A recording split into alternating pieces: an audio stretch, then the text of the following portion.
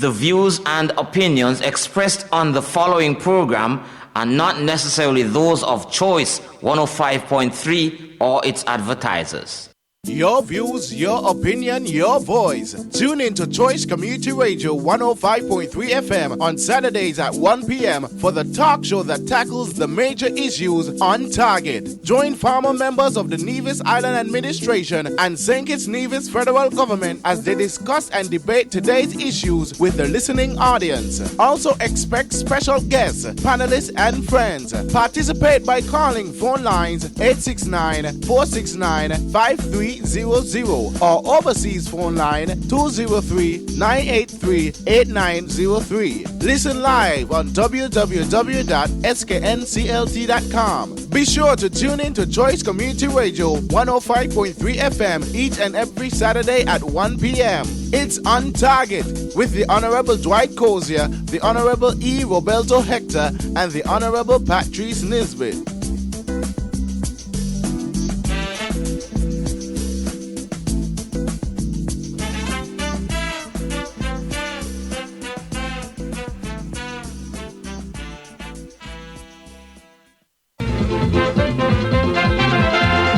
Power rules the world today. Power corrupts, they say. And absolute power corrupts you. Absolutely. It can change a man who has a heart of gold, make him cruel, wicked, self-centered and cold. Many men in this land, many organizations fought for freedom and justice throughout the land. When they have power and authority, they don't give a damn about nobody. Prostituting the island to all and sundry, they peddling my people's right, exploiting, oppressing, less freedom, more suffering. I wonder how we survive. Think it over, my friend. Think it over again. Think it over, don't vex with me, shorty. Think it over, I'm singing as I sing. Food we can't even buy, murder the price too high. Malnutrition killing the children while we the adults starving. Yet the price is rising without control. Young man begging bread by the side of the road. And chamber of commerce in this land, I tell you, they don't give one damn. The more we try to economize, the more cost of living rise. When they have power and authority, they don't give a damn about nobody. They prostituting the island, milking the land dry. They making my people starve, exploiting, oppressing, less freedom, more suffering. This thing just can't go on. Think it over, my friend. Think it over carefully again. Good afternoon, Nevis. Welcome to, once again, our Saturday afternoon special on Target. In studio with me this afternoon is the Honorable E. Roberto Hector, Parliamentarian for St. Paul's. And joining us shortly will be Patrice Nisbet, the Federal Officer for St. Thomas's St. James. And of course our sound engineer who abandoned us last week for a sojourn into his own private music festival. Welcome back, Mr. Engineer. I say good afternoon to all those who shed tears that we weren't able to join them last week. I'm not quite disappointed with the daily dose of fact on the state of affairs around St. Kitts and Nevis. And we do apologize for that. It was conditions or situations beyond our control.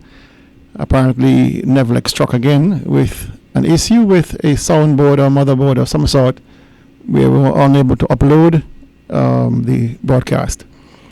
And so here we are again on a Saturday afternoon bringing you the issues as they appear in the week past and going forward. So those who are joining for the first time, welcome. Those who are tuned in, welcome back. And of course, those in the diaspora, we're always glad to have you. I know my brother in St. Croix, he ought to email me this morning, or text me this morning rather, to say ask what time again the show will be coming on, since we were off last week. So welcome you to the broadcast. On the newspapers, we have SKNCLT1053 on the front page. We have a picture, 2/3 of the page large, of a ship, largest ship in the world, makes sixth and final call to St. Kitts. The Harmony of the Sea, quite large ship, and they're making the final call for the year. I remind persons that we on Nevis, we have no such luxury of seeing the largest ship coming here, because we have no such facility under the CCM government. And you're about to Hector in his platform speech will be making a promise to the people of Nevis to build a cruise terminal in Charlestown, heading north towards Pinnies, away from Charlestown, heading north towards Pinnies. And that is something that he's endeavored to do as we return to office in the coming months. Airport and ferry terminal renovations to improve comfort for passengers is in St. Kitts, of course. They are rebuilding the port terminal in St. Kitts. I'm certain it would look fantastically well. My only concern, like it is with everybody else, is whether the atmosphere will change given the high level of vacancy at that facility existing. But I do hope they have a measure to control that, because it's quite a nuisance. And then you have DVX successfully launched, and on the cover you see our engineer. Is that a wig you have on there, boys? Your hair look a little too smooth. It looks quite smooth. So our engineers on the front page, and the DVX successfully launched here on Nevis. So in the interior of the paper, you have on St. Kitts again, the Ministry of Education fully supports police summer youth camp, and it's an attempt to really indoctrinate the youth into positive behavior by having the police interact with them. So I applaud that effort. I only wish that it could be beyond just the summer program and make it a program lasting the whole year. I recall as a youth we were able to go to the police station and play table tennis and interact with the police at the facility, and it built a community spirit where much of the crime was solved almost overnight. And so I applaud that program. And just this morning I was thinking that we do need to have on Nevis a program for the entire summer for our youth, because parents are distressed when school closes and they have no way of caring for the youngsters outside of a few camps, mostly run by government, a few by private people, which are always overbooked. And so perhaps, Mr. Hector, in our new dispensation, we will be considering a camp, a fully blown camp that begins and it is the end of summer, at the beginning of vacation, and ends at the end of vacation, because most of these camps we are hearing now last for 2 weeks or 3 weeks, and then parents are stressed as to what to do with the youngsters, in an environment where it's becoming even increasingly violent. And so that is something we really have to consider building. I know my nephews in the States, they will every summer before they used to come here, they will board a bus and head upstate in New York for camp. And these things were marvels. I mean, you're amazed how extensive the buildings were, the facilities were, the programs were. And they overnighted, of course, for a few weeks of camp, summer camp, camp. You had different names, Camp Kayabanga and all kind of names that really drew the interest of kids. It is a wonderful idea I think we need to explore here on Nevis, given the fact that we are talking about empowering parents and empowering youngsters. So that's on there. And I have an editorial, CCM, Political, Culture, Crime, and I Feel Economy, which is a story having to do with the state of affairs going through Culturama, which has not changed much in terms of the commission of crime. A friend of mine from the Virgin Islands who was here to enjoy the festivities was brutally attacked at the cultural village, outside the cultural village, on his way back to his vehicle. And he spent quite a few days in the hospital. I think at one point he was even perhaps in a coma. He was so badly beaten. And so our prayers and thoughts go out to him and hoping for a full recovery. And of course, we need not belittle the point that this is a consequence of persons in this society who believe that they're bigger than the law and are taking chances by assaulting people. On the interior of the paper, we go further. The acting director of audit says Public Accounts Committee Act will help promote accountability. And I'm certain we will have a lot to say about that in the show later on. And you have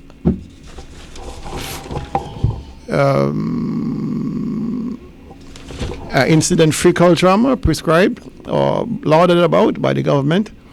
Heavy presence of army and police, which kept Culturama fairly incident-free in Charlestown. The only difficulty I have, of course, every year, persons in Charlestown who are reveling and businesses in Charlestown who have been suffering year-long are forced out of Charlestown at 12 o'clock, the stroke at 12 o'clock, because the event at Hubbards Beach, we have been superseded by the event, and we are forced out of Charlestown to attend an event that we do not agree with. And I'm promising the people of Nevis that under new NRP government, that nonsense will stop, because we stopped it before, we will stop it again. You cannot be telling people in this day and age where to go and have a party in a Culturama environment. You know, we should not be made to go to Hubbards Beach. If you do not want to go to Hubbards Beach, why shut down Charlestown to support a private event, as far as I'm concerned? Even though it's on the Culturama calendar, I do believe that we deserve to be treated differently in this day and age. And that was the Leeward Times. On the Observer, we have Saunders pressing to reduce homicides in St. Kitts and Nevis. I do wish him well with that, because we all do need relief from homicides. And if he can bring a different dimension to what we have accustomed to, fine. I have no difficulty there. And then below him, you have Eric Evelyn to retire as PS at the end of this month, I believe. And his successor, Mr. Huey Sargent, is already in place at the Ministry of Agriculture. And of course, you know I'm going to have a lot to say about that one, because that's something I totally disagree with. Not that he's resigning, of course, because I would, like I said before, I would roll out the red mat for him to leave, because he has basically destroyed agriculture in a few years that he was there. But replacing Mr. Evelyn with Huey Sargent, again, that's a non-starter for me. So we'll have a lot to talk about on that one. And then, of course, we are still tangling with the manslaughter charge against the officer, or the lack of a charge against the officer who killed Phil Wallace 2 years ago. So I don't know if Ms. Hector want to comment on that one. Since there's a matter pending, perhaps not. All right. Not much in the interior, except the continuation of the story on Eric Evening leaving. And as it pertains to the World Heritage Committee and the Nevis Historical and Conservation Committee are at loggerheads. There's a story here with the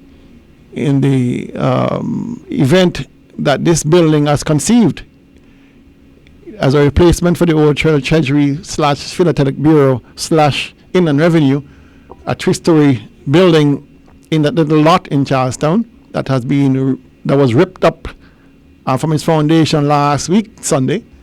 There seems to be a dispute with the Nevis Historical and Conservation Society vis-a-vis Mr. Colin Dorr and the Nevis Island government with what appears to be a contradiction in design that both parties are holding. So we can perhaps touch that a little bit. A small story about the Public Accounts Committee, which we will touch again, and that's about it. So those are the issues that we're going to be examining to some degree. But before I do that, I will ask the parliamentarian for St. Paul's, the Honorable E.U. about Hector, to give us his talking points. Mr. Hector, welcome. Good afternoon to you, Dr. Daly. Good afternoon to our sound engineer.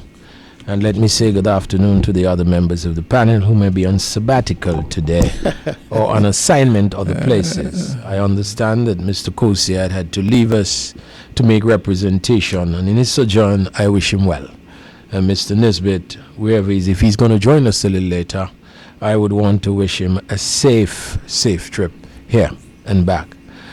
Good afternoon. Like I said to you in the diaspora, wherever you might be this afternoon, whatever you might be doing while you listen to On Target, this informative presentation would allow you to understand what are the true provisions here in this island, how we are affected, how we are being glorified, and of course, how we are being mismanaged. Dr. Daly, you touched on a number of items this afternoon, and sometimes I believe we are very exhaustive, and our list is a very long list. But we have the time with us this afternoon. We would go slow. I know normally when you come from the Bath Hotel end, it's a very long run that you are taking. So this afternoon, I think I'll come from the pavilion end, which is a shorter boundary, and would assist you with the delivery. But here on Target, we always try to add our voice to the nation's debate and to make sure that we have a fair and balanced discussion. And as the host before you, Mr. Cozier, would say, we're going to put the light of scrutiny on some of these things. My issues this afternoon, and of course, I guess with the two of us being here, Dr. Daly, it might be more conversational than anything. And as you deliver your overs, it's a CPL time, so you expect they'll be fired at some point. But for me, I have some concerns. Number one on my list here is the issue of tempo. And I want to speak for a moment on that, because in my mind, tempo is Nivision. Tempo launched in 2005, and Tempo is a brand that I recognize with Nevis, and I have a concern that Tempo has just been taken off of the network. We have it over in St. Kitts. I saw Tempo over there last week. It was. We don't have it here in Nevis, and during the Culturama, I had an experience in which, I really had to tell someone, well, I don't understand why it is not there, and no one has explained anything to us. Neither has the authorities made any provision whatsoever to make sure that network remain with us. And so I would want to add my voice and perhaps to share my perspective as to why I believe Tempo is of Nevis, it is Nevis, and we are to keep it. And rather than trying to assist some of our corporate friends and trying to secure monies for ourselves, our wives, and our legal firms, perhaps we should take the people of Nevis' interests at heart and see where we can go with Tempo. The other issue that I would like to raise is that of the electoral office, and to say to you, Dr. Daly, I don't know about you, but the list is out. It came out around Culturama. This is a list that took something like 7 months, it seems, to be prepared. And I'm sad to say I don't think I have the confidence that I want in the electoral system. And my appeal to a number of you is start to check where your names are. As a constituency group in Charlestown, we have done an exercise when the list came out. We are presently looking at the list again to make sure that your name is there. But I want to stress this afternoon, the right to vote, it is something that our forefathers fought for. I want you to take an interest in it. Go to the electoral office and make sure you are on the list. Some of you have approached me about concerns about your card. I didn't even know they're charging you $50 now to do a police report.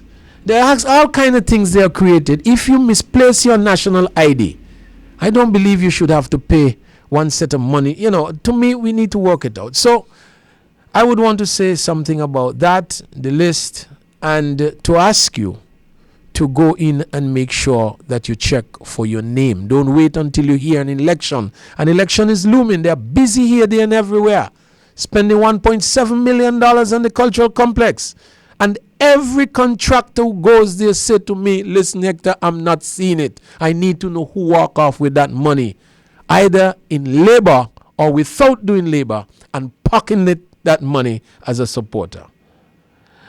Culturama is gone, and the fact that we were not here last week, Dr. Daly, of course, I want to highlight that it was a bad Culturama. You were in darkness, and that should not be forgotten. Do not fool yourself with the glorious days of people going off to England to actually do a cultural presentation. While that is happening, I want you to know that some of us are still in darkness. And so I would want to comment on Culturama, electricity, and water. The people of Hamilton, of course, would want me to mention that. And of course, you spoke of the largest ship being in St. Kitts. And we know for a fact that our minister has already said progress in St. Kitts is progress in Nevis. I believe he and Mr. Amory would have had some progress with their double salaries and progress being able to travel all parts of the world. But we are not seeing the tourists here. My last count was 9,000? 9,612. You've committed to memory, Dr. Daly. I would have liked to say, and I have to look out because now you know the specific figure. I believe we might be told we are doing just about, you know the talk, coming soon, just about 10,000. You know, that's the kind of talk we get. But 10,000 is far away from 900 and 612. Very far away. Very far away. And so we wouldn't have to speak and ask some hard questions this afternoon as it relates to tourism. And of course, I tend to look at St. Lucia. Chastney, his name is down there. And I find that Chastney is speaking to us as a as a prime minister. And I'm looking at the tourism and agricultural element. And I'm wondering if those who we have here masquerading as tourism ministers and agricultural ministers can really make some dent in the debate. And I know you have it as a pet topic, boy. Eric Evelyn leaves. I would want to say that I wish Eric well. I don't believe that in this rumbling he would be around long. That's my honest feeling. And I've never had to put him under the microscope in terms of agriculture because I respected the fact that as he was not a politician and I left. But he has caused me now that the gloves are off to start punching. And you know how much they say sometimes I don't jump at agriculture, but it's because I have some confidence. And I had a policy, Dr. Daly, you can speak to it, where we said train our people. Make sure we have competent people, and these are the people we should promote, and make sure that agriculture, but I am one who knows that the Concerned Citizens Movement doesn't take agriculture. And I would want to highlight something that I saw that bothered me a bit, and it has Eric's stamp on it, and there's where I would start. They are selling melons and melons and cucumbers, saying that they are left over from what? Culturama. You know, as an agriculture, we do something where we when we were there, we focus on a production schedule. And you make sure that your harvesting are in tune with the time that you're producing for. But you have to make sure that your quantities are right. So I am seeing the melons, but they're also competing strongly with the local farmers. And you're killing the market because you, as the government, is able to sell at a cheaper. That is not what it is. I left an agriculture that I thought people like Eric would have moved forward to look at agro-processing and to see how we can move across borders. There are a number of agreements outside there where you can benefit with trade with the US, and it would not be in shoes, Dr. Daly. It would not be in clothes. It must be an extension of the farm gate. And so the agro-processing thing is up there. And every now and again you hear the fake minister is saying to you that I get another piece of equipment from IECA. But where are we heading? What is the plan? When are we going to move across the region? Have we moved beyond that trip that you took down to St. Martin and Stacia? Have we moved beyond that? Those onion trials that we made to Dominica. Have we moved beyond that? What is it we are doing? And under the microscope, no. With Mr. Eric Evelyn throwing his hat in the ring, he's going to have to be under the microscope and enclosed. I am upset about what I'm seeing there, about watermelon. You don't create gluts unnecessarily. And the comment that he made there about it's good to cool down. I mean, as an agriculturalist, so I'm going to deal with that. And then, of course, Dr. Daly, I always look to you for some guidance. This issue of this building, I don't think the government should be lying in terms of their meeting with the Nevis Historical and Conservation Society. I believe that we should have had an agreement of minds a long time ago. I am just learning that the society is proposing a green space. And the government is proposing the building. Well, I want to take it step at a step, because for that same area, I have in my mind a great plan for that area. But I don't believe the government should have proceeded without consultation. That's the point I want to make. Not that I'm a believer that I have spent some time to look at this, making Nevis a historic heritage site. I have my own concerns about that. But I am saying, if you are saying you're going to be starting when? August 13th, when? Is this? It's gone. You're going to start August 13th. Then you should have had your consultation and you should have issued the press release indicating exactly what you're going to do, why you're going to do it, and not be ignoring the people who are there at the Historical and Conservation Society. And so we would have a little discussion on that. The final issue, and in my introduction, it bothers me that there hasn't been any inroads at all to the assault on my good friend Elmus Wilkes, who I've gone to see at the hospital, and let us continue to keep him in our prayers. It's an unfortunate situation, and I know persons who are returning. They speak to you during Culturama. I had a friend who was here who told me, listen, Hector, I'm not going to fool you. Nevis is where I'm from, and there's a sense of uneasiness as it relates to the crime situation. And I took that to mean that Nevisians who are returning home have a similar fear that we who are here is having. I don't believe neither the Concerned Citizens Movement nor the Unity Government has offered us anything on crime. It's a failed program. And it is not easy when you show up for a funeral, stay around for Culturama, and you're hospitalized because the security apparatus of the country would have failed us. I am told that there are a number of cameras in that area. And I need to find out if anyone would have rewind the cameras and see what was happening, because in the park area is where lights were. I am told that the vision and the image on some of these cameras daily, you can pick up an individual, I understand, drinking. And they can tell you what type of bottle it is. They can tell you if it is an old bottle or a new bottle. That is how good they boast that the cameras are. I cannot believe that we are going to have a situation like what happened with our good friend Hawk. Right under the cameras, you were gunned down and nothing. I want to ask us to remember Elmus Wilkes in our prayers. Belfini ain't no young man who you can say, with the youth and exuberance could bounce back from this kind of thing. We got to keep praying for him, and we have to hold the government responsible for a failed security apparatus during carnival season. And you know what is bad about this? Our minister took to the airwaves an incident-free Culturama. I mean, when you travel so much, you're not in tune. He's in a different bubble to where we are as citizens. Incident-free. I want to thank the Kittitians for coming over.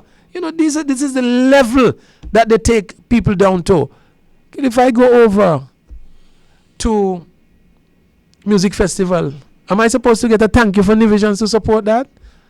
I mean, this is the level that we go to, where we make Nivisions, we belittle Nivisions and make us look like, you're begging for a festival. Culturama has much more. You know what was the biggest problem? Culturama was open and you didn't have a Nevis Act. Fellas are upset. You didn't have a Nevis Act, and I want to know what is the policy, because one time we hear Kittitians can't enter the Calypso competition. But fellas like X-Ray and them, I sure would tell you, they don't know what is going on. It's just a bubble somewhere that somebody believes that they're doing the greatest of things, but you're killing the culture with your high-handed commercialization and benefit. People are crying out. The Culturama prize giving ceremony is postponed. That is what I'm told daily. And guess what? They try to bounce it off on the cricket. I understand that all these promises and these sponsors that they told us we had, it seemed like they were not really genuine sponsors. Government can't even raise the money to sell the group that I understand going off to England. They are up and down with cards asking you to assist them. Donations they need in order to go to this thing, and it was such a big thing on the calendar for these guys. I think I would pause here because I'm beginning to increase my speed from the from the pavilion end. And those are my way of introduction that I would want to speak about, and then we would show some depth on it. Thank you very much, Doctor. Well, I believe based on your run up already, I think you can just switch ends. I think you need to come from the back end. Okay, we'll take a short break and then we'll get back with the guts of the presentation for this afternoon. Where the press is free and every man is able to read, all is safe.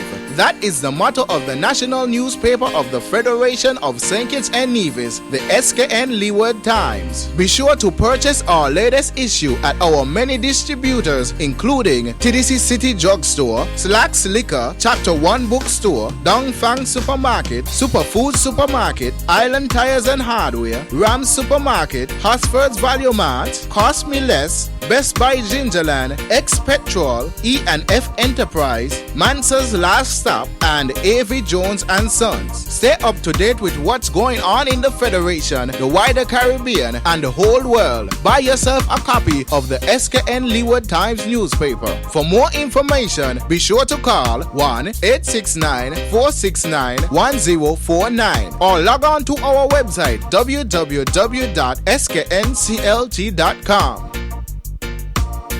Get in touch with your favorite presenter or go live on Choice Community Radio 105.3 FM by calling local line 1-869-469-5300. Calling from overseas? No problem. Call 1-203-983-8903. It's your SKN Choice Times and we want to hear from you.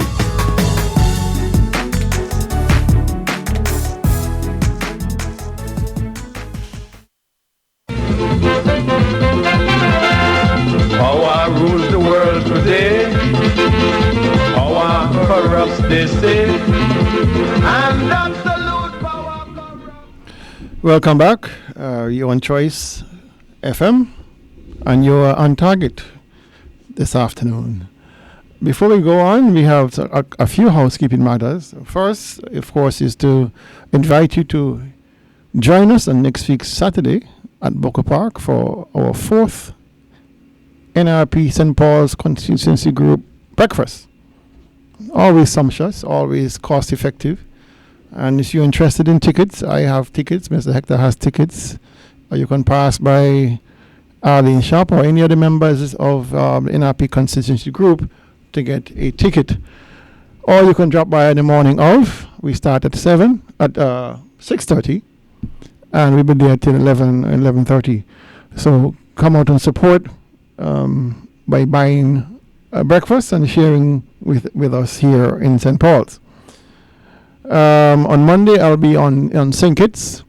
I've been invited to say a few words at a Rastafari gathering regarding the decriminalization of cannabis and the legislation surrounding it. And of course, my presentation will focus on the economic value of cannabis. On Tuesday, I'll be on Freedom with the Honorable Henry Daniel, pretty much on the same topic, because on Thursday, we'll be having a press conference at the Credit Union at 10 o'clock regarding our work on the final installment of the cannabis debate, which is the regulations concerning its use and cultivation. And so those are 3 things that I would like to keep on your calendar for next week. Mr. Hector, you would have followed the debate as a parliamentarian for St. Paul's and, of course, a member of the National Assembly here on Nevis, the debate on the Public Accounts Committee and a bill tabled by the Prime Minister of the Federation, Dr. Timothy Harris, and supported, of course, by the members of TUNT. In total opposition, of course, you had the opposition, led by the Honorable Dr. Denzel Douglas. And you would have listened to the presentations by the Honorable Nigel Carty, Senator, our own Patrice Nisbet, and other folks, Congress Maynard from St. Kitts.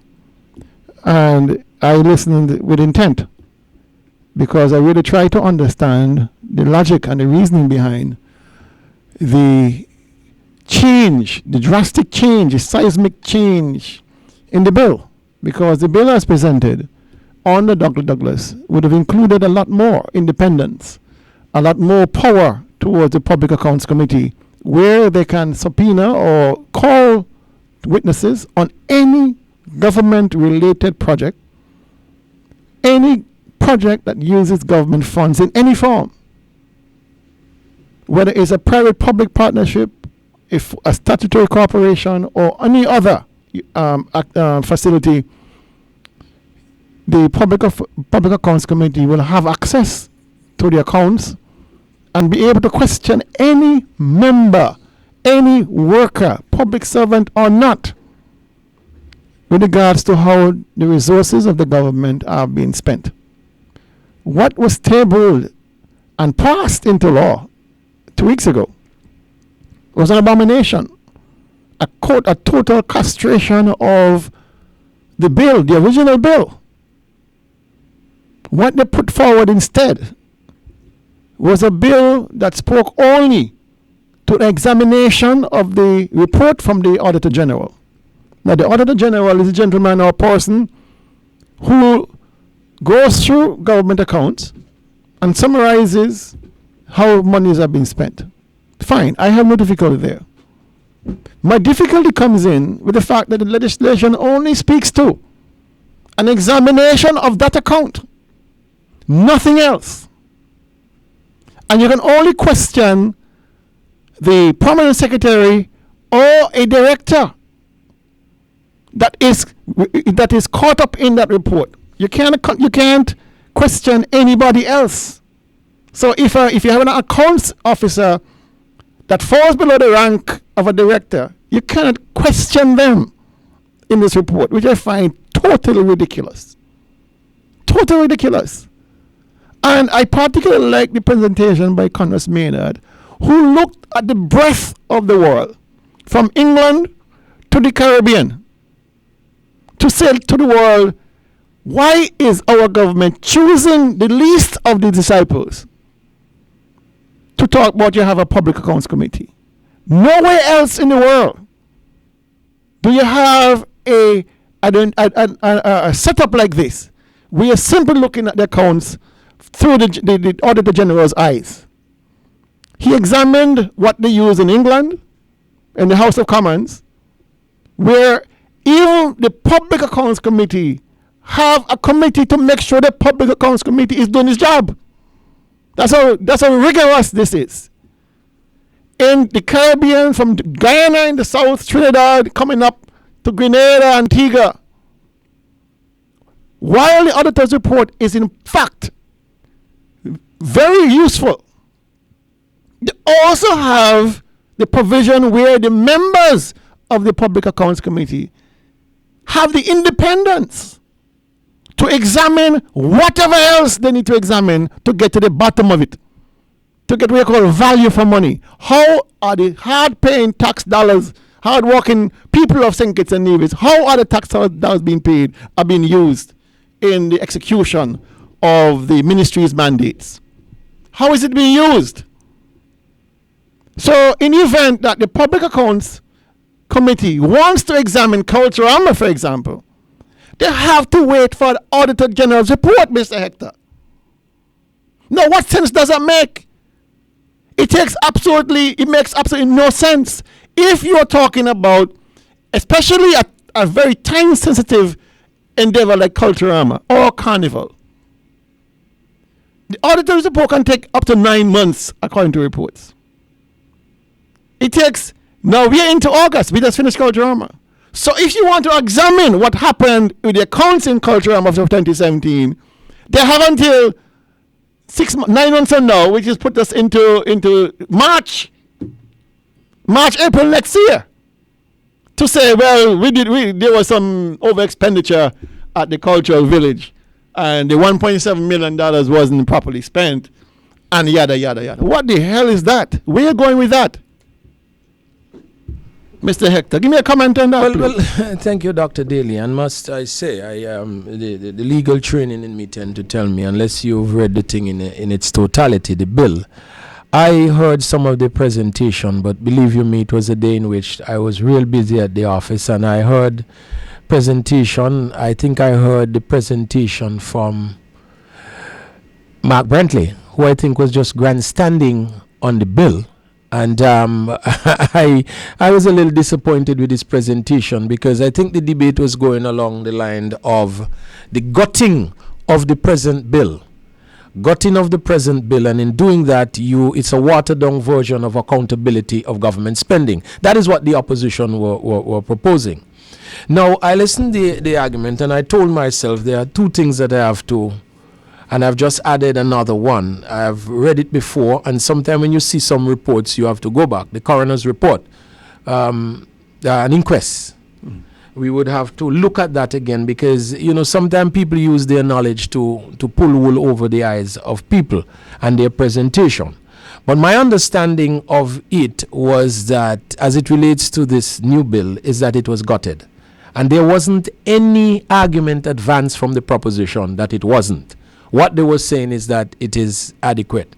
And while the presentation was being made, in particular by Mr. Liebert, who I wonder what was the purpose of his presentation again. I mean, these are fellas who are sitting on the government side, and you're expecting to get a level of discussion from them that would guide you and help you. His presentation, like Mr.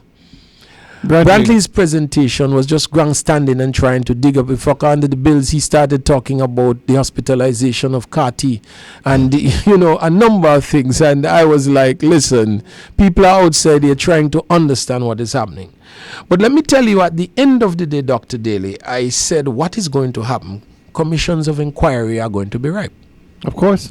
Because it seems to me that where you had now the Auditor General, which is an independent position created by the Constitution, by the time his report is already arrived at, it's a sanitized version, Dr. Daly, and it doesn't allow you the scope. And let me get into a practical terms, because you use one, and I wondered, and that was the question that I had. The spending in the Ministry of Tourism, and sometimes you don't even know which head the money is coming from. Because I have gone back to Parliament to approve, it was $7 million for Mark Brantley's budget. Then another, I think it was Honorable Troy Liebert, accounting for another 3-point-something million overspending. Of course, when we get to the auditor's report, it would reflect that we were over. And I am not sure we are going to get a critical analysis of what happened. And I use the complex forever, where I am not, I don't know under whose ministry it is done. Because I don't know if it's going to be spent as tourism dollars or if it is going to spend as Culturama dollars. And these are things. So the question you ask, who is it you're going to call? Are you going to call in the junior minister? Are you going to call in the head of the department? Which one of the guys under the ministry? We have a government here, for example. There are no clear lines of ministerial responsibility. You find there are some ministers who are interfering in things that don't concern them.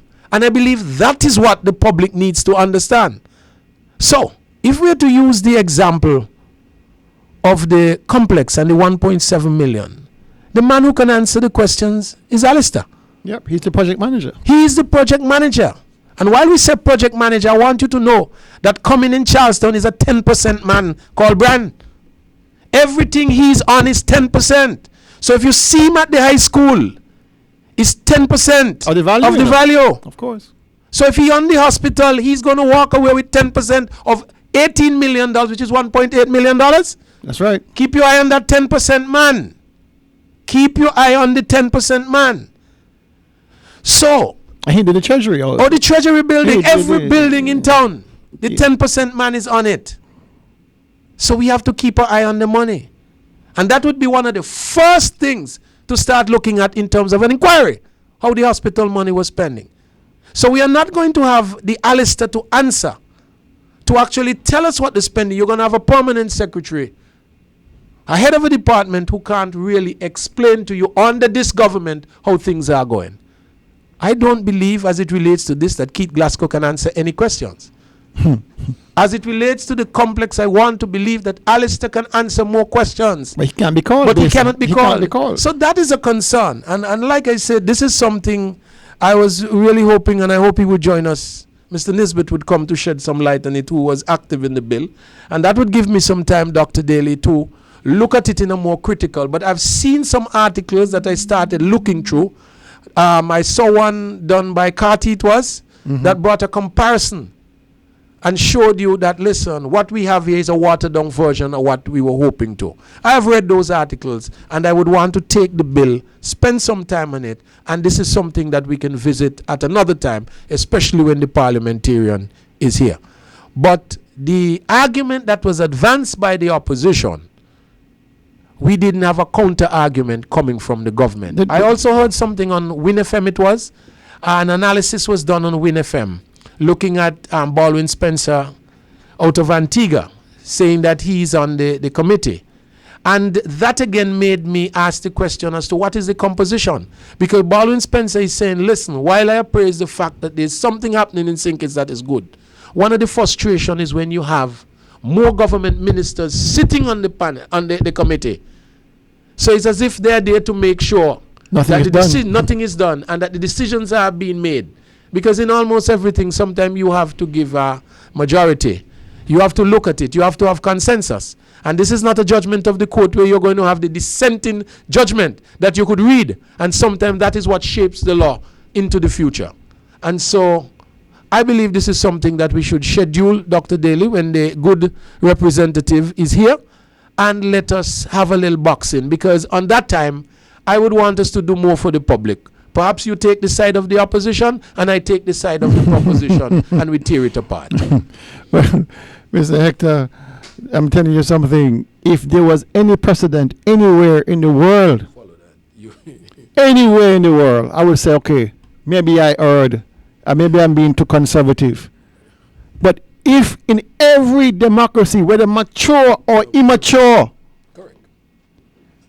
the persons have looked at this and said, no, the report from the Auditor General is insufficient by itself. Why are we then going in a 180 and saying, okay, the public of the report from the Auditor General is sufficient on itself to bring some semblance of integrity in public life back into the Federation? Some accountability, some transparency. Nowhere else. They cannot point to a single case. Not even in any corrupt African country can they point to and say, well, look what they're doing in Africa or Asia. Excuse me. As a model that we are fashioning our system off of. Tell us where you get this idea. You can't say where, because you know the only reason, Mr. Hector, to have this bill here? They're hiding.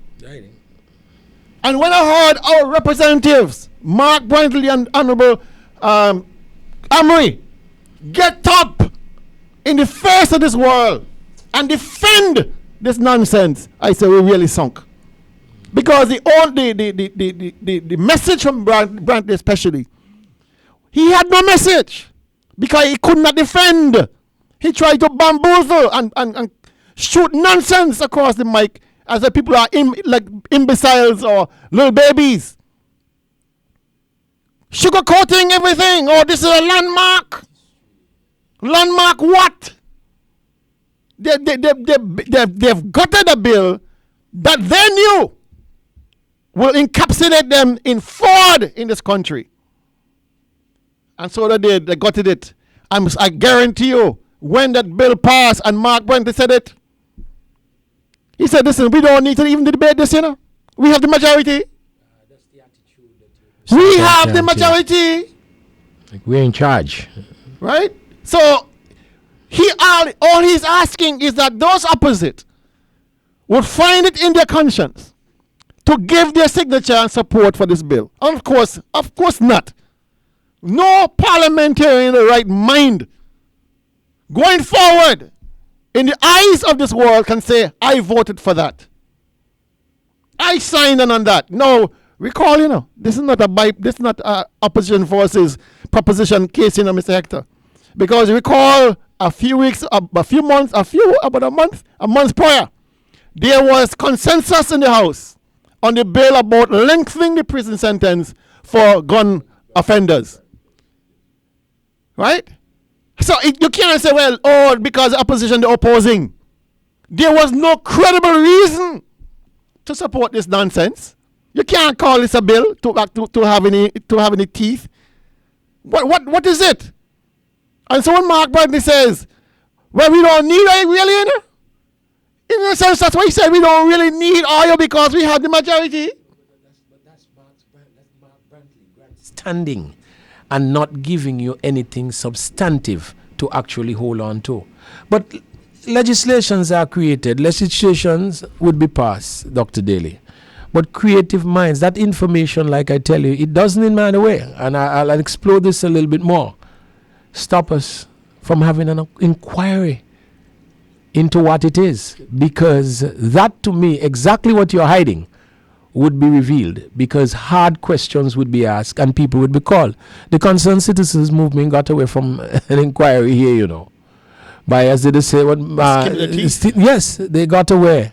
And a number of issues are still pending and need to be unearthed. And I'm saying to you, whether it is you pass legislation to protect yourself at this stage, creative minds are going to find a way to satisfy the public in terms of what needs to be done in this country, and the accountability is what is important. But I recall when the system came into power in 2013, and I was still in office, and there was a clarion call to all permanent secretaries to surrender any information to the legal department that had anything to do at all with the commission inquiry. I recall that succinctly, Mr. Hector. Mm-hmm. Where they were trying to gather and destroy any evidence that would have caught them up in the commission and the inquiry that they got away with their skin in the teeth. So where's that information was held? Who was responsible for it? The call came from the legal advisor. The legal advisor, Ted Hobson. That's where he came from. I was asked. I responded, of course, and I said, I am not a repository at Ministry of Agriculture for such information. I do not have any information on this. Why are you asking me? You know, but I surmise it was a generic request to all ministries, and therefore agriculture was copied. because I couldn't understand why they're asking me to surrender whatever documentation as if something untoward happened in agriculture. I have no clue.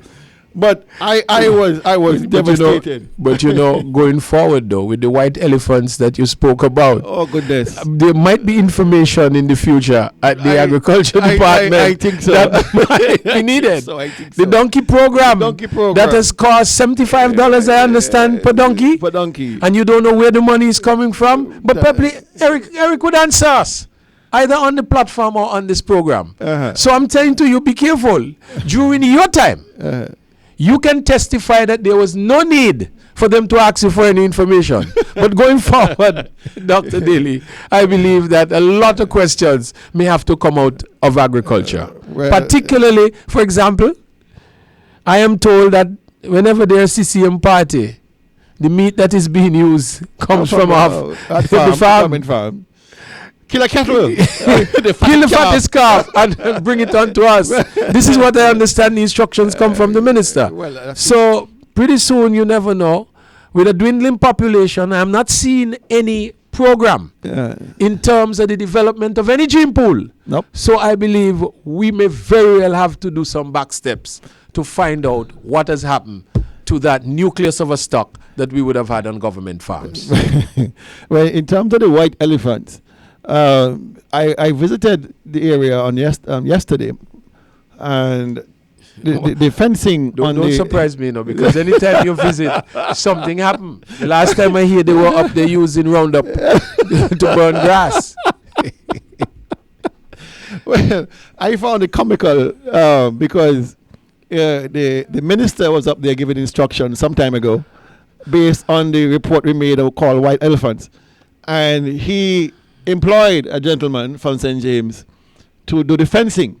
Now, you would imagine, Mr. Hector, that if you're going to fence someplace, the whole purpose of fencing is to secure the perimeter of the property. And if it is the abattoir, it would be the entire compound. Yes. So I was amazed to go there and see a beautiful fence on one half of the property. That is the key on the east and on the south, but there was no fencing on the western side or the northern side. So I was left amazed as to why. So I questioned, of course, the contractor. And I said, well, are you going to complete the rest? He said, well, I was only told about the two halves. Who do you blame? The permanent secretary, now turned politician, or the minister? Well, you asked him to put blame or assess blame. You have to listen. It's the first time I'm asking you. Well, proportional. That might be what you want to the tell man me. I saw on the backhoe down there giving instruction was the minister. The minister was on the backhoe. The backhoe was on the backhoe, pointing, put it over there and put it over there. So I cannot ascribe blame to him because nobody has seen the permanent secretary in the vicinity for a while. He came there to introduce his replacement, and he introduced him as his assistant, not as his replacement, as his assistant. Up to now, he hasn't told the people of agriculture he's leaving, Mr. Evelyn. He hasn't told anybody anything. Maybe he's not sure. He's not sure. He's not sure. Well, the die has been cast. But, it just amazed me with the Public Accounts Committee that these issues, because here's the minister, Mr. Heck, that you mentioned it a while ago. He's the Minister of Housing and Lands and Agriculture. And we are not at this point certain whether the funds to fence or the funds to advance the new extensions came from agriculture or housing and lands. You don't know. We don't know. So the permanent secretary may very well have to give information. He may have to. And I guarantee all he can say, I don't know. Oh, I don't recall. I don't have it. You see. So I just hope that the checks don't get burnt again, like they did in the inquest. But we move on from the Public Accounts Committee because we know that the only reason that bill became law is because they had the majority, a simple majority, not on the merits of it. Correct. Not on the merits of it. And those who are in opposition debated beautifully the reasons why that bill was nonsense. And I agree with them wholeheartedly with a nonsensical approach to this. But since we just touched on agriculture, Mr. Hector, I want to delve further with you with the appointment of Huey Sargent as the replacement for Mr. Eric Evelyn. Because while I have a great amount of respect and love for Huey as a person, in my view, two things happened. Number one, given his acumen or lack thereof in agriculture, and given the fact that agriculture is suffering from leadership, he, knowing he cannot deliver on the leadership, should have never accepted that appointment. That's the first one. On the second, where is the minister in this? Because I understand the minister of misinformation, the Honorable Mark Brandley, is now laying the blame for the transference of Huey on Huey. Well, Huey asked for the transfer. He's saying Huey asked for the transfer. He's not taking any responsibility for this. He's saying Huey asked for the transfer, and therefore Huey was granted the transfer. Well, Mr. Minister, who in charge? Who is in charge? Well, If you are saying Eric Evelyn approached Huey, and the two of them had a conversation, and coming out of the conversation, Huey said, "Okay, I'll go to agriculture." You knowing, as the Minister of Communication, that Huey is a director of communications, you may have a stellar staff down there. I don't no doubt. You may have good people to replace him. But what are you sending him to? To fit what role? You are the deputy premier of this country. It goes beyond just Minister of Communications. You are the deputy premier of this country, and therefore all the ministries are on the purview. Is Huey Sargent the best choice you could have made to go there? And where is the Minister for Agriculture in this? You already a donkey. You don't know nothing. And you're going to put a man who don't know nothing with you. Well, who going to lead? Who's going to lead, Mr. Hector? Tell me about that. Well, Dr. Daly, I don't know. Let's historical, because sometimes the appointment that you look at, you have to look at other things. Huey's been replaced by Mr. Keith Scarborough, who has been thrown out of the foundation. I understand that it had gotten so bad, and I remember we reading the ad that was put in the paper, an ad that reflected or the qualification, acumen, you say the absence thereof, of Keith Scarborough. And so he was thrown out. And the king again was in the water, and there's some understanding that the king would be replacing Huey. Well, Dr. Daly, I would believe that there might have been some discussion that the king might be replacing Eric. And you have to look at the logical nature of the discussion. And after maybe some consideration, somebody decided that, listen, this is not the way we are going. But it raises a serious issue.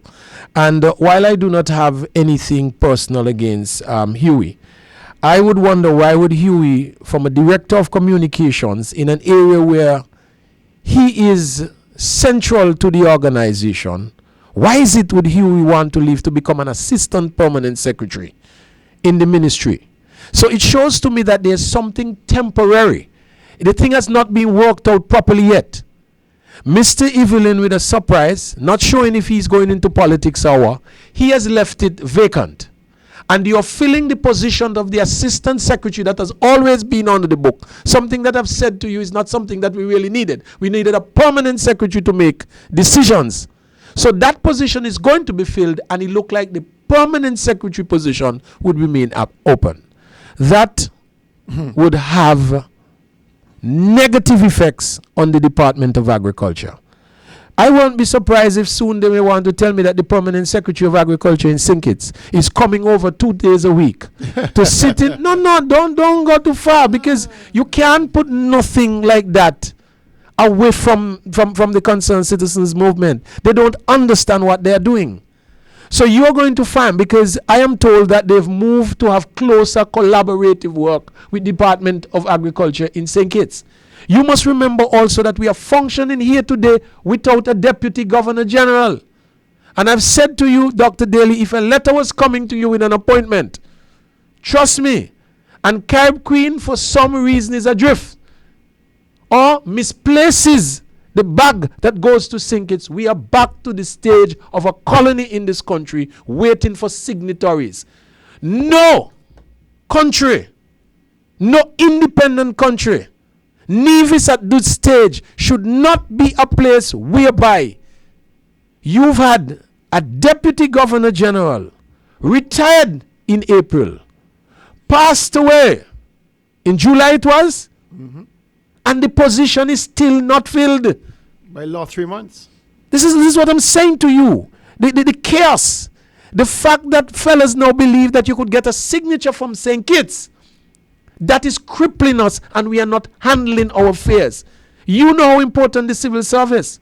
And I would want to know, well, who signed the letter for UE? These are the questions, because we've worked in the system. We know what it works.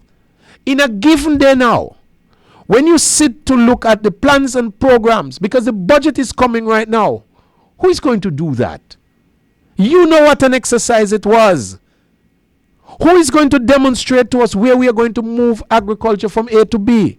Are we going to have more melon festivals after Culturama where there's a glut on the market because we didn't do the forecasting correctly? This is the picture that I believe we are presenting when we do things like this. Where would you get the leadership for in agriculture?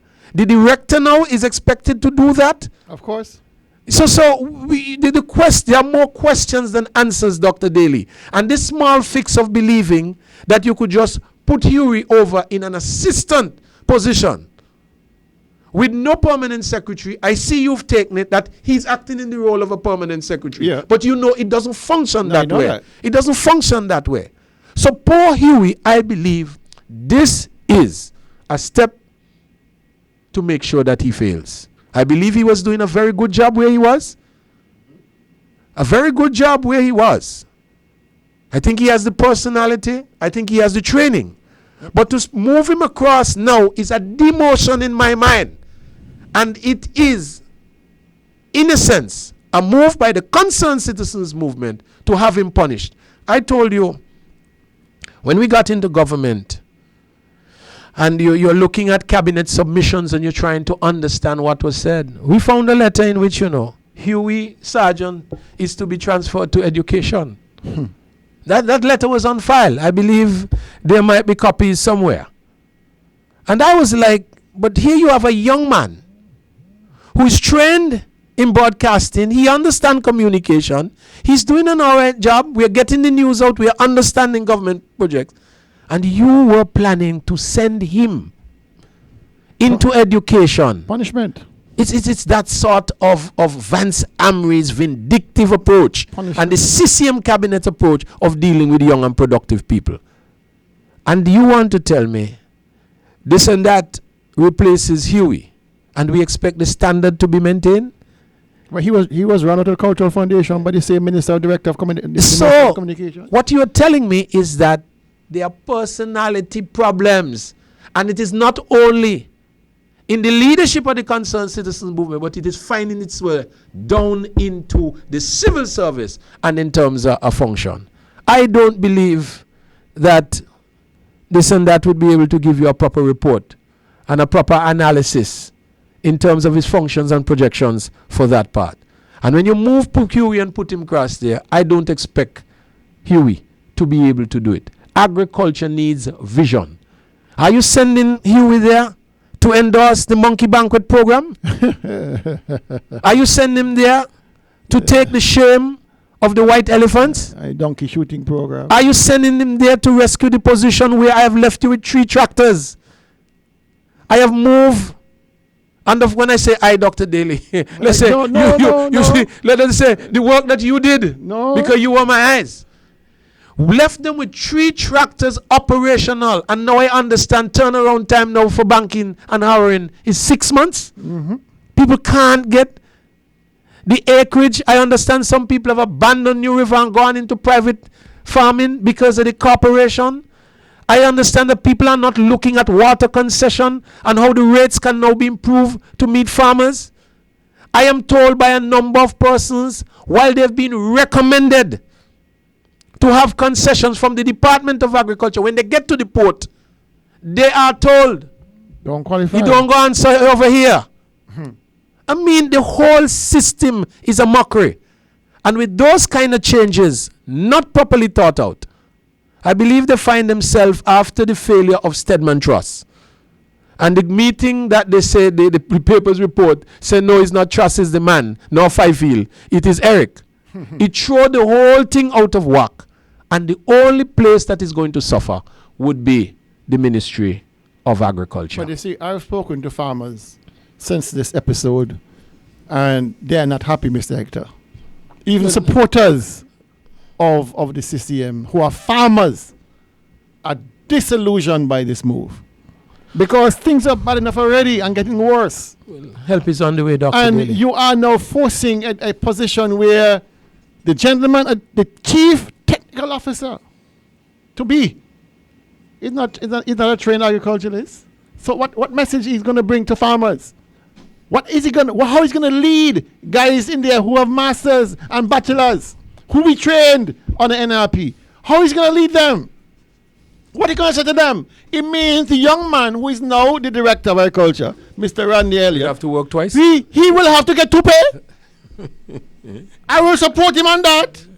Because if these worthless two ministers from Nevis going down to St. Kitts and getting to pay, the only man I can say can deserve to pay is Randy Elliott. Because he, in effect, will be the permanent secretary and the director. Working every day. Working every day. Same office, same place. I know the young man, he doesn't want to say agriculture fail. Yes. I know him well. And therefore, he's going to put out the effort to make sure. But why wasn't he promoted? I do not. Permanent. He has a master's, correct? I don't know why they have slapped this young man around like this. He has gotten a chance to feel the director's position, which I think he understands. This was the opportunity for them to promote him upward and for you to slide technical people in the line to understand. So somebody saying he's not green enough. He's not blue enough. What is it? He's not mature enough. He's not qualified enough. Well, they're saying, I understand they under Mark Brantley's position is, well, we just made him director. How can we make him permanent secretary so quickly? What does one have to do with the next? The opportunity is now. Listen, the opportunity is now. A judge has just said that the workings of Mark Brantley, the unusual took place with he and his wife. Yes. Should he be promoted to lead any party? You understand the thinking? Listen, you understand the thinking? Of course I follow it. There's a pattern of behavior with these ministers where they do not care what people say. They're going to do what they want to do. Without any fear or favor, they are doing whatever they want to do for their political gain. You understand? And any minister worth his salt who respects his ministry will never have agreed with this transfer like this.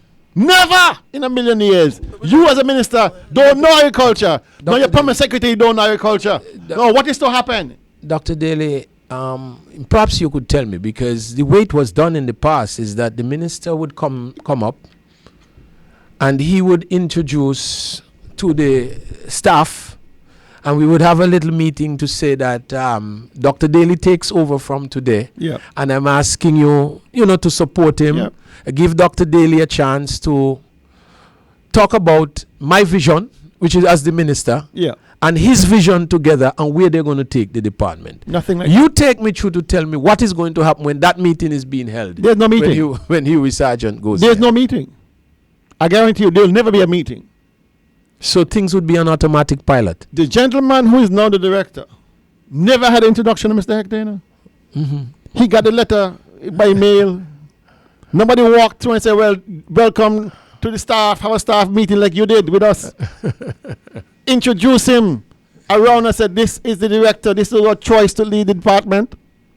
The permanent secretary himself shunned him. Shunned him. Right? As the director, the permanent secretary shunned the director. Never said, staff meeting, we're now introducing our new director of agriculture. Never. But have they had staff meeting? People had to hear by and by that the gentleman you see now in that office is the director. And the same thing I believe with Huey's The same thing will happen. Pure, that's how he up in the office, don't know when you look left or look to the window. He don't know what to do. Help is on the way. I believe. The perfect thing to have done, Mr. Hector. You have a trained agriculturalist in Randy Elliott. You have an untrained person in the permanent secretary. You all know. Don't know his foot from his elbow when you come to agriculture. They was never a part of a management team. Slide Randy Elliott across to permanent secretary. Slide Floyd Liebert up from deputy director to director. And the young fella there, Dwighty, or Gary, or one of the fellas, slide them up to deputy so they have a continuum in terms of trained people inside there. But that would make sense. But Gary is the most senior too. There's an opportunity for Gary. Why is he? He's not blue enough neither? I guess not. He's not blue enough? The only division over there that is fully functional, operational, and the commercial level is abattoir. The abattoir. You remember the amount of money we pumped into abattoir? You're correct. We pumped so much money into agriculture, into abattoir, to make sure the services, the value addition that generated income. And you know the funny thing, Mr. Hector, the same income that came out is coming out of value addition is being used now by the agriculture department to buy equipment. Shameful! So I asked you already. Buy a van, they take money from for the the agriculture last department to buy a van. 4.5 years, have we exported anything anywhere? We importing. We exporting what? The conversations about expanding the value addition overseas. We spoke about that. You're the one who sent me down. You sent me down to Stacia to investigate trade connections down there. St. Martin. In St. Martin and Stacia. Myself and Gary Griffin went down there and we made inroads. And right now the agriculture department is importing from Stacia every other month or so over $50,000 worth of beef and mutton and pork from down there.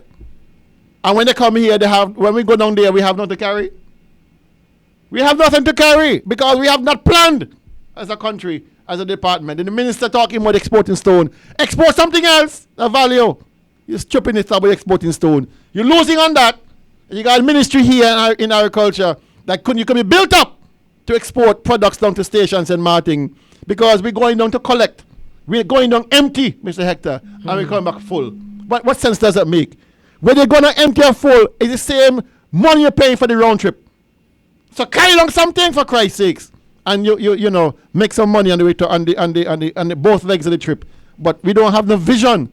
The minister is blind, and his PS is blind. So the blind leading the blind. We're gonna take a short break and come back. Get in touch with your favorite presenter or go live on Choice Community Radio 105.3 FM by calling local line 1-869-469-5300. Calling from overseas? No problem. Call 1-203-983-8903. It's your SKN Choice Times and we want to hear from you.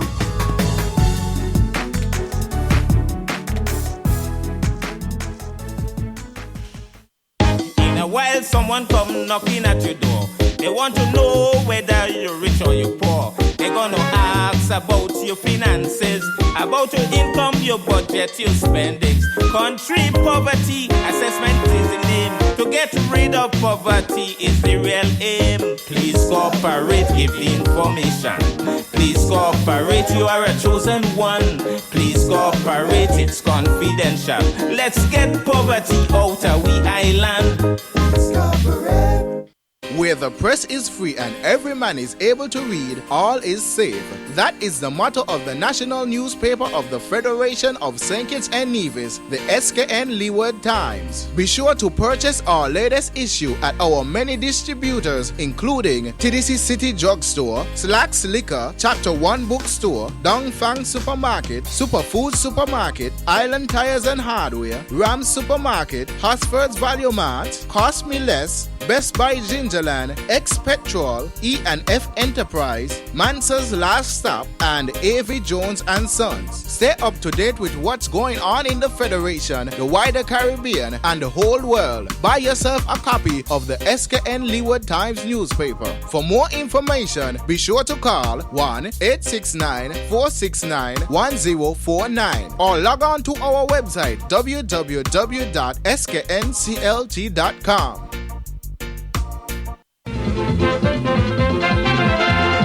Power rules the world today. Welcome back. You again join us here on Choice FM, the People's Radio, community radio station, and we are looking at the issues going forward as they affect us here on Nevis in particular.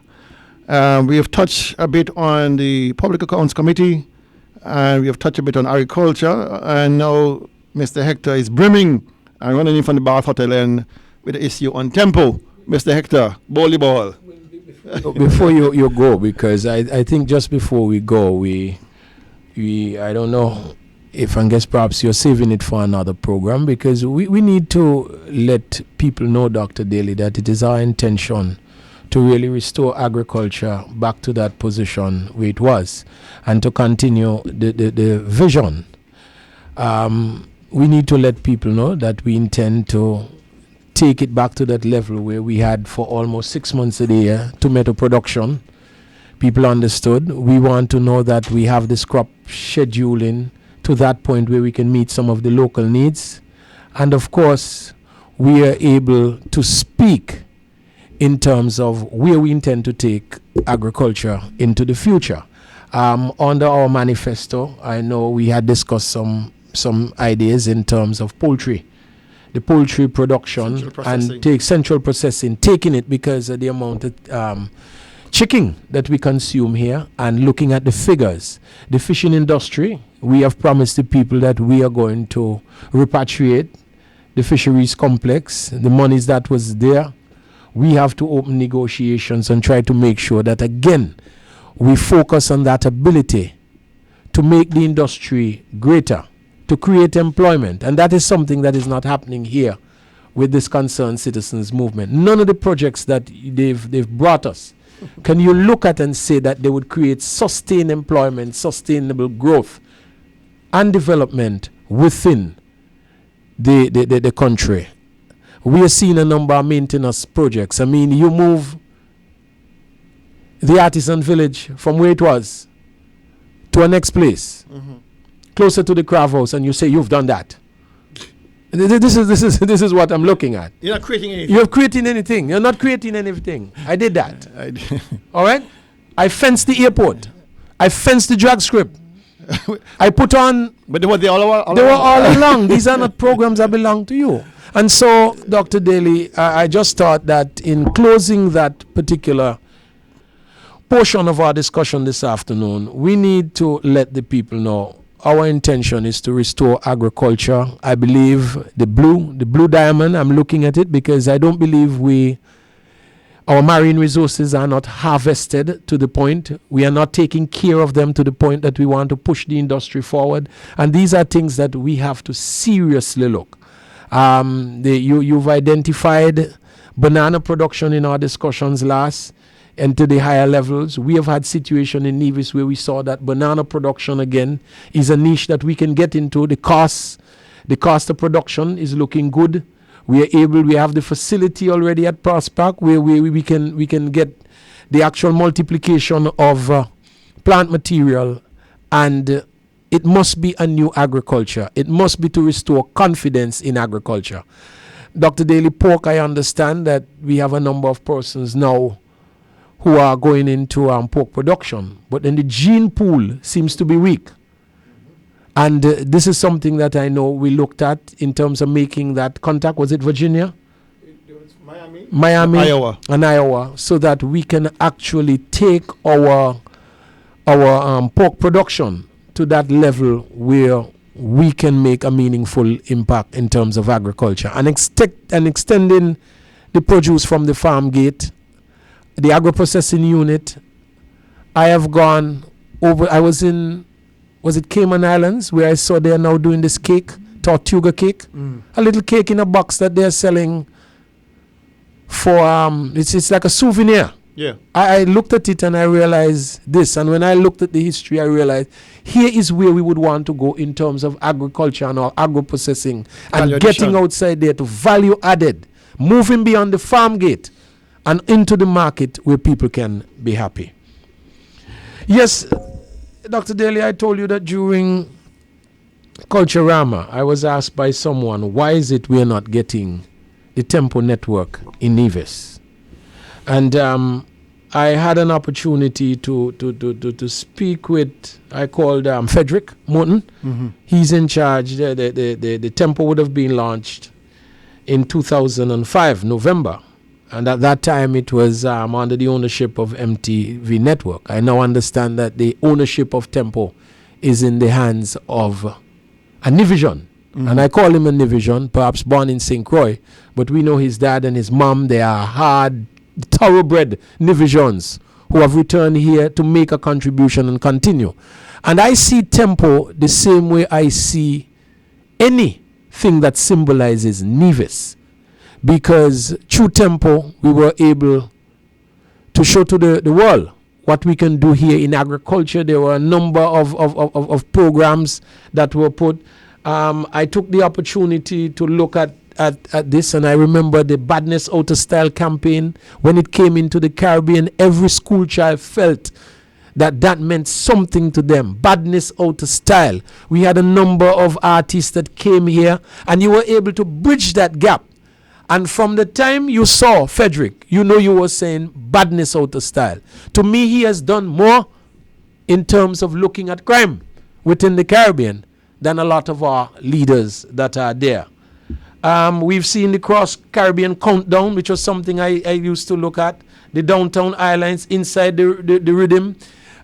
We had a situation where I could recall looking at this thing, pull-up selector. Yeah. Where you had all these New rise and artists, shine, yeah. rise and shine on a Sunday morning, gave that opportunity for us to feature someone of our that social Christian side of us. And I'm saying, what I'm getting now on cable is a lot of Spanish. Endless Spanish. And I believe we should make a plug, and we should find out exactly why we are not having Tempo on the network. Culturama, yes, we now have an NTV channel. Yeah. St. Kitts, and I believe to showcase what is regional. I also see we have access to ABS. Mm-hmm. Just last night I began going through the channels 90 to something, see. I believe. Yeah, and Tempo is not on. I'm saying we should have that opportunity to showcase our Minister of Culture in making sure that we move Nevis naturally. And left out Tempo. Has left out Tempo. But why? Well, That's $1 million question. Why? I think I've come to realize that it had to do with the simple personalities. I don't think it is willfulness, vindictiveness, and not pushing. The negotiations that were bad, government, I'm sure, were very much in the negotiations as it relates to Digicel. And I'm saying at that point something. What I have said, though, Mr. Daly, is that I'm committing myself to making sure that we start seeing Tempo. And my reason I'm not looking any favors.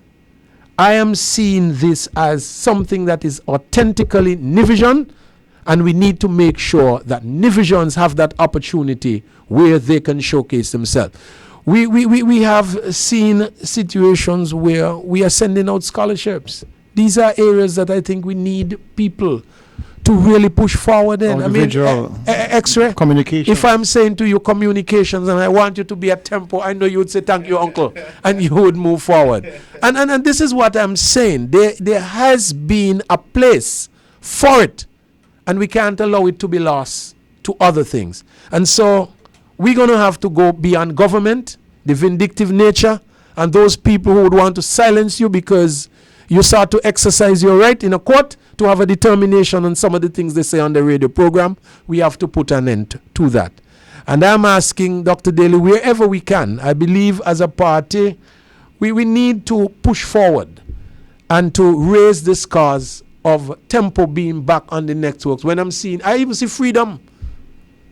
The radio station Freedom, is there as a choice. I don't understand. ZIZ is there. But you don't have Tempo. So, and I'm sure, I spoke to Frederick sometime, and I said to him, Frederick, have you been bombarded? He said, throughout Culturama, everybody would ask him, Mr. Tempo, when are we getting back? And so he would start to see what is required, because it's not about money for him. His parents are here, and would you believe that the best station they would want to be looking at would be Tempo? Of course. That which your son create, and there are those of us from the Gingerland area, and those of us who understand the contribution of the parents and what Tempo meant for us. I was able to see almost all the Caribbean stars because of Tempo. Fellas, Luciano, I could remember the first time I saw Luciano, the messenger, was via Tempo. And guess what? It didn't cost me anything. It didn't cost me a ticket. Yeah. I was able to see the true expose. I was able to see culture, and it was promoting a stage upon which young fellas like Astro, like the great not Astro, no. Well, let's say Astro, because he would get to do too. He would get to do too. And he wouldn't get his backo in. Don't get me wrong. He wouldn't get his backo there unless he's sponsoring a program. Yeah. But I'm saying in terms of the art, we would be able to showcase our local talent. I don't know if you remember, Dr. Daly. Growing up, Zills used to have something called Focus. Yes. Where they used to each night take some local talent. Blow it up. And blow it up. I believe we need Tempo to assist us. Because they have the reach. They have the regional, international reach. You're so right. So when you see Tempo in Nevis, don't think it's just for Nevis. This thing is a worldwide network of information sharing. And it is the government's obligation to make sure Nevis, if you're talking about exposing Nevis for tourism reasons or whatever other reasons, reaching to the diaspora for information as what's going on, what better vehicle than Tempo? Mm-hmm. What better vehicle than Tempo? I sure the young DJ here, X-Ray, would love to go and expose his craft. In time. He says in time. On Tempo. And so we really need to press our government to do whatever is necessary to help Tempo get back on air here on Nevis. It's a shame it's on Syncits next door. I hope it's not the same thinking, Mr. Hector, the ministers have, that whatever is Syncit is good for Nevis. This is not for us. You never know. This is, Dr. Daly, this is the figure. You can help me in terms of what? I'm not good at figures. In terms of its reach. In terms of its reach. You can just read the Stadium broadcast on the Vision network. In the figure is what I. This is Tempo? Yeah, the line reads. The station broadcasts on Cablevision New York, metropolitan area, channel 1105, and reaches over 3.5 million viewers in the Caribbean. That is the audience. It streams live over the internet 24 hours a day. This is what Tempo brings. If I was a Minister of Communication, I'll be running. You'd be running. I'll be running, believe me, because we always talk about attracting tourists from out extra-regional tourists, and not reminding ourselves that we have millions of people in the Caribbean who would love to know what's happening in Nevis and who would like to visit Nevis, because things are hard throughout the region. And if you want to take a vacation, why go north? With all these immigration issues now under Trump. Hey, come down to Nevis and have a good time. Tempo is here. We're going to deal with it. You understand? So it is a good time for the minister to get jiggy with the situation and approach the gentleman. Forget what happened. Yes. You were sued. You lost the lawsuit. Get over it. But move to what is a sensible position in terms of communicating and exposing Nevis culture, Nevis people to new ideas, and reflecting on what happened or what's going to happen in the future. All right, Dr. Daly, the electoral office. I know we got the master list out sometime around Culturama. It was like a thief in the night. It was posted out after having so many objections that were put in by the concerned citizens movement representatives.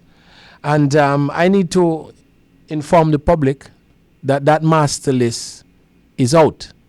And I would want individuals to make sure you go to the electoral office and ensure that your name is on. It is an exercise that we normally do from each constituency, but the exercise is never large enough to take care of every individual. So I'm asking people to go to the electoral office, make sure that your ID, you know where you can find it. I just learned the other day that if you replace your ID, one lady during Culturama told me she wanted to register, and each time she go there, they tell her that the system is down. The system is down. They're and clearly trying to disenfranchise people. I'm wondering. Clearly trying to disenfranchise people. A system can't be done so often. Man, listen. One lady told me she made 3 trips there, stayed back 2 days after Culturama to make sure that she got registered, and she left the country without being registered. This time I find can only be deliberate. 12,000 people. Deliberate, and I believe, but I say to you, make sure that you go there. Don't be intimidated in any way. I understand that they've moved some people out of the office. Again, they make it a pure CCM cabal now. Anytime you get resistance, you're moved out of the office. But look, the logic is, you're going to want to make sure persons in there, if you're a CCM and you're nervous about the polling, and if the polling is showing against them, they're going to make sure they try to put people in there who are going to do the bidding. That is what is going to happen. And they're going to try and frustrate those persons who are trying to register, who are known supporters of NRP. That's a given. We know, as constituents of the various districts, have to be vigilant, like you said, to make sure nobody disenfranchise you. Because once on the day of election, you don't want to be going there wondering whether my name is here or not. You should be going there with confidence and know you're going to put your X for NRP. The other thing I question, Dr. Daly, I go to Social Security and they're able to give me my ID. I go down to the... That's to stop you, Hector, but I just got a text from wherever Cozy are in the world. And they said they have arbitrarily removed Dwight Cozier's name. From the voters list. And then of course they love to sue, so I'm not certain. I'm glad at least one person I think would be brave enough to make sure that they do what we consider to be the thing right. So Mr. Cozier, you've checked and your name is off the list. I am saying that this is the time whereby you would have to make representation to the court in terms of an appeal and to make sure that this is corrected. But it can never be overemphasized, Dr. Daly. I was making the point that I go down to the license you're able to get within a day. Your social security card you can get in a day. Why are you telling people that they have to come back 2 months after to collect the ID card? I got my passport renewed very quickly. I think within a matter of a week. My entire document, a passport, and I could have got it earlier if there was an emergency. And the due diligence check, I believe everything was done. Would be greater. You're dealing with just when you were born, when you were registered, you fill out a form, and you would have passed that stage. This is deliberate. So I don't understand why it is taking so long. It is manufactured. This is an ideal to disenfranchise and disillusion people. Because you know what happens, Mr. Hector? If you keep going, guess what? You get so frustrated. You're not going. That is the position. We had two people. That's what I want. Two people from Kaming from St. Martin, and they wanted to register. And they're told the Friday afternoon they go there. They were told that the system is down, knowing fully well they are leaving Sunday. So then, returning, the gentleman said, he asked the question, is there anything I could do? Would you all be able to accommodate people? This is you should not be disenfranchised. They say no, and they are not guaranteed that it would be up Monday. So those persons, they left and were not able to register. I am going to compare that against those from the Concerned Citizens Movement. I saw a young chap, they haven't seen him in years. And I believe I know why he was here. Of course. I believe I know why he was here. He probably had a VIP. The point is, there's an election looming, and I would want Nivisions to make sure that you check. Don't leave it by chance. A number of persons from my constituency, I've made some calls saying to them, you go and look at this situation. Make sure that your names are included. There's one error that I picked up so far. I picked up an error, and I had the individual launch an appeal, because I don't know how in the world you could stay in America and have a hearing. I don't know how in the world you could stay in America and have a hearing. So I've instructed that individual to launch an appeal, and I've assisted them in doing that. Because persons are saying their names have been removed without any hearing. There seems that I don't know if a notice was sent to them; they never received it. But the next issuance of the list, your name disappears. Your name disappears, and that seems to be contrary to what the law is. You need to reach people for a face-to-face meeting or some other mechanism before you can remove the names. But if your name is arbitrarily removed, you do have a recourse, You can sue to get your name back on. Dr. Daly, I attended some of the objection hearing, and you yourself were there, and you saw first and forehand. Whenever it's a controversial person, they tell you they'll reserve judgment Yes. and come back. And this is what we've had a number of cases where we were told they would reserve judgment. And that is why I'm asking people, don't leave it up to yourself. Don't leave it up to just the politicians to tell you. I want you to show some interest in this, because I believe there's a plan afoot through this system to make changes that could only affect the concerned citizens movement. The appointment of the Mr. Bailey, not Daly, mind you. I'm Kelvin Daly. This is Elvin Bailey. Let's get that straight. So you got Kelvin Daly and Elvin Bailey. Don't get them confused. They sound alike. Phonetically correct, but they are different people. I hope people don't show up at your home want to register to vote. I can already direct them. But what is your thought on the fact that Mr. Bailey, Mr. Hector, who is the supervisor of elections, once served as the chief secretary to the present premier? Isn't that a little cozy relationship? I have a concern with these appointments, and I have said that we need a little independence in the process. We need some independence. I learned in a discussion the other day, speaking to a past officer, and it seemed like after an election there are some handsome payments that are made to the electoral office. It's just that people don't know. Why is that? Well, I told him, listen, I would have to sit. He said, Mr. Hector, whenever I give you information, it's for you to go and find out. So I am going to ask a question. I'm going to actually send, I find in Nevis now these days, the best way to get anything done is to send a letter. People look like they're afraid of the documentary trail.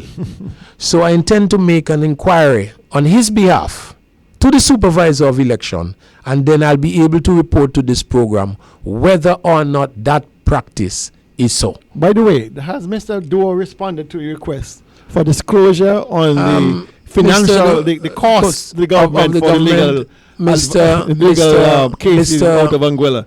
Has he responded? He has not responded. He has said to me, and in an unofficial way, Hector, these are things are public accounts. But I have my intention, and I would not say exactly what, because I find sometimes when you make these statements and they are premature, sometimes people lose faith. But I know exactly what I would do to get that information, because we need to know, not only here on Target, but we need to understand what is it that it's costing our country for those lawyers who are coming in here to do judicial review matters in which the government, and more importantly, the one in which Mark Brantley has been called out by the judge as an individual of unusual practice for himself, his family, and his law firm.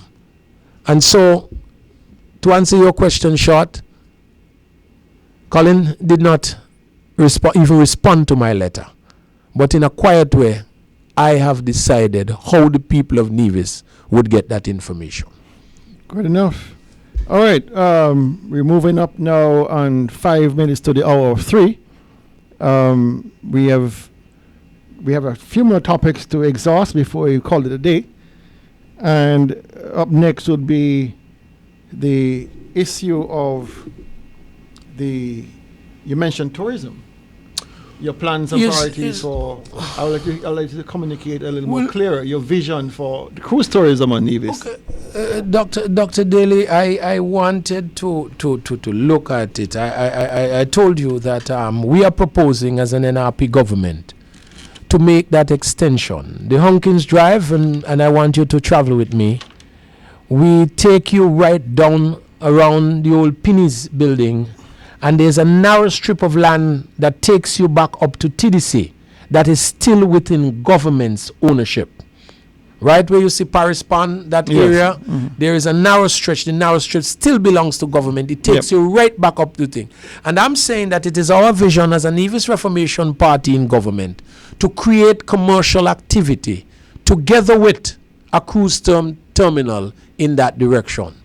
I have gotten word, and I know you're aware of this, Dr. Daly, that we would have three-dimensional drawings to indicate to individuals exactly the concept drawings so that we'll be able to move forward. But I have traveled the Caribbean, and Dr. Daly, with the open shores, if you are not thinking in terms of having a marina, yachting facility, if you're not thinking about enhancing your cruise tourism capability, anyhow you are still with the view of Mark Brantley that the movement in St. Kitts of having 1 million passengers per year and you having 9,000 over here in Nevis is beneficial to Nevis, you're going wrong. And so I would want to make that clarion call for Nevisians to understand that if you're going forward anywhere in tourism and you're leaving the cruise tourism element out, you're not going anywhere. And the discussion must start now. Dr. Daly, I saw an article and I followed the St. Lucian example. And one of the things that Chastney said is that American Airlines, I'm trying to find the article here on my set. But while you're trying to find that, let me just jump in and indicate the amount of entrepreneurs that will be created from a cruise terminal and a yachting facility is tremendous. For a small economy like ours, it will boost us significantly into the stratosphere, because you're talking about a brand new area of employment. Because the job descriptors for persons who work in the cruise tourism, a thing that we don't have, are quite different. It's all new. You'll be virtually all new, and therefore, a simple thing. You go see those big ships coming to St. Kitts. They're brought in by barges, by tugs. There must be tug operators. There must be assistants. There must be linesmen. There must, the plethora of new careers that can be generated and the incomes. Think about the empowerment that it creates.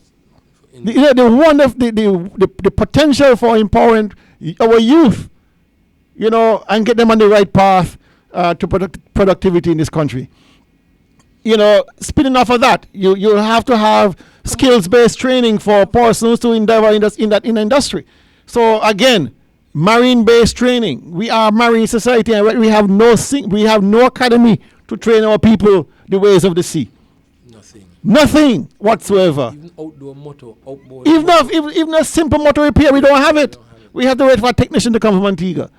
Come on now. We must do better than this. We must empower people. And you see, Mr. Hector, one of the facets of the fisheries complex was exactly that. I was about to say that to you. That was we would have a facility the vision of the fisheries to repair small outboard engines on that site. And so we have lost a magnificent opportunity that we will have to bring back through negotiation with the Japanese. But continue discourse, please, with the tourism. I gave the commitment earlier that as an NRP government, we would repatriate the project. And this idea of putting it somewhere over by Von Radio would be a thing of the past, and we ask Nivisions for our support. We had St. Lucia is doing 150,000 passengers per year. Yeah. Nevis is doing 9,000. And what stood out in this thing, American Airlines carries 450,000 passengers per day. Mm-hmm. And let us look at it however we look at it. Of that 450,000, with American Airline and our connection, we are only getting 9,000 per year. That's the analysis, Dr. Daly. And so when we hear our minister said, I've increased airlift and I'm bringing more people into Nevis. Where are they? We are wondering, well, what people? The other thing I saw that comes to my mind, and I wish we can begin a discussion in Nevis on this. It seemed like with a lot of these airlines, they look at something what they call a route profitability. Mm-hmm. And so it is desired that you need to have at least 2 flights coming into the Federation or into Nevis daily to sustain that level that you would want. Our minister is not speaking that kind of a level of route profitability. The truth is that when you pull up the route and you look at routes and you see that you're only able to come to Nevis once a week now by William. That's even worse. How is that? How is it you're going to grow tourism in this country? And so we need to begin that discussion of finding. I looked at some words, and the average cruise out of Miami to the Caribbean, average, was $430. You know, I was looking at a ticket to travel from St. Kitts to Miami to Tampa, and it is costing me $1,800. Wow. That is the comparison. Wow. We need to follow the figures, and we need to. Food is not included. No food in that. I have to walk with 2 ways and roll. No food in that. I have to walk with 2 ways and roll from Bailaren. And when I get there, I would get Diet Coke. So I am charged with a lot of sweet. So I normally go sleep. But there's no food in that, and it is costing us $1,800. The other day I looked at the price from here to Trinidad. Probably the same. It was something like $1,400 to travel. And it almost seemed, one of the things came up, it looked like you were going to have to do it in 2 days rather than 1. I mean, these are some of the challenges we face. But we have to come with solutions to overcome this. I am looking at it. You go across the Cayman Islands, Tortola, different places, and you realize they've understood cruise tourism, the yachting industry is what give you those spin-off effects. So why would you as a government be fighting with Gregory Hartman and Tamarind Cove when they are trying to bring this onto the island? What seed you're wishing to plant by trying to create barriers for your local businessman who sees the vision, and you yourself now want to compete by them by promoting things that you are in and companies that are incorporated in your firm. Well, Divisions, there's only one way we can get out of this entanglement. Try these people out. And it is by the choice of the ballot. You don't have to make noise on no radio station. As politicians, we have to do that. What I ask you to do is to listen and to understand that what we've proclaimed, that the NRP party is the best party for Nevis, you have to believe it. You have to buy into it and understand it. When I say believe it, I'm not talking about the believe in yourself knapsack. You're going to see that again. But you have to ask yourself, where is the computer for you to surf? To look at some of these programs that are taking place in other places across the world. The digital divide. How are we going to make it sure that as a student in Nevis, you don't have the same advantage as one down in Japan? While I'm on that, Dr. Daly, I understand that the results are here for CXC. Let us take this opportunity to congratulate teachers, parents, and children and ask them to press on, because this is an environment in which we have a government who is not taking serious the fact that there's another 200 persons that are going to be on the market.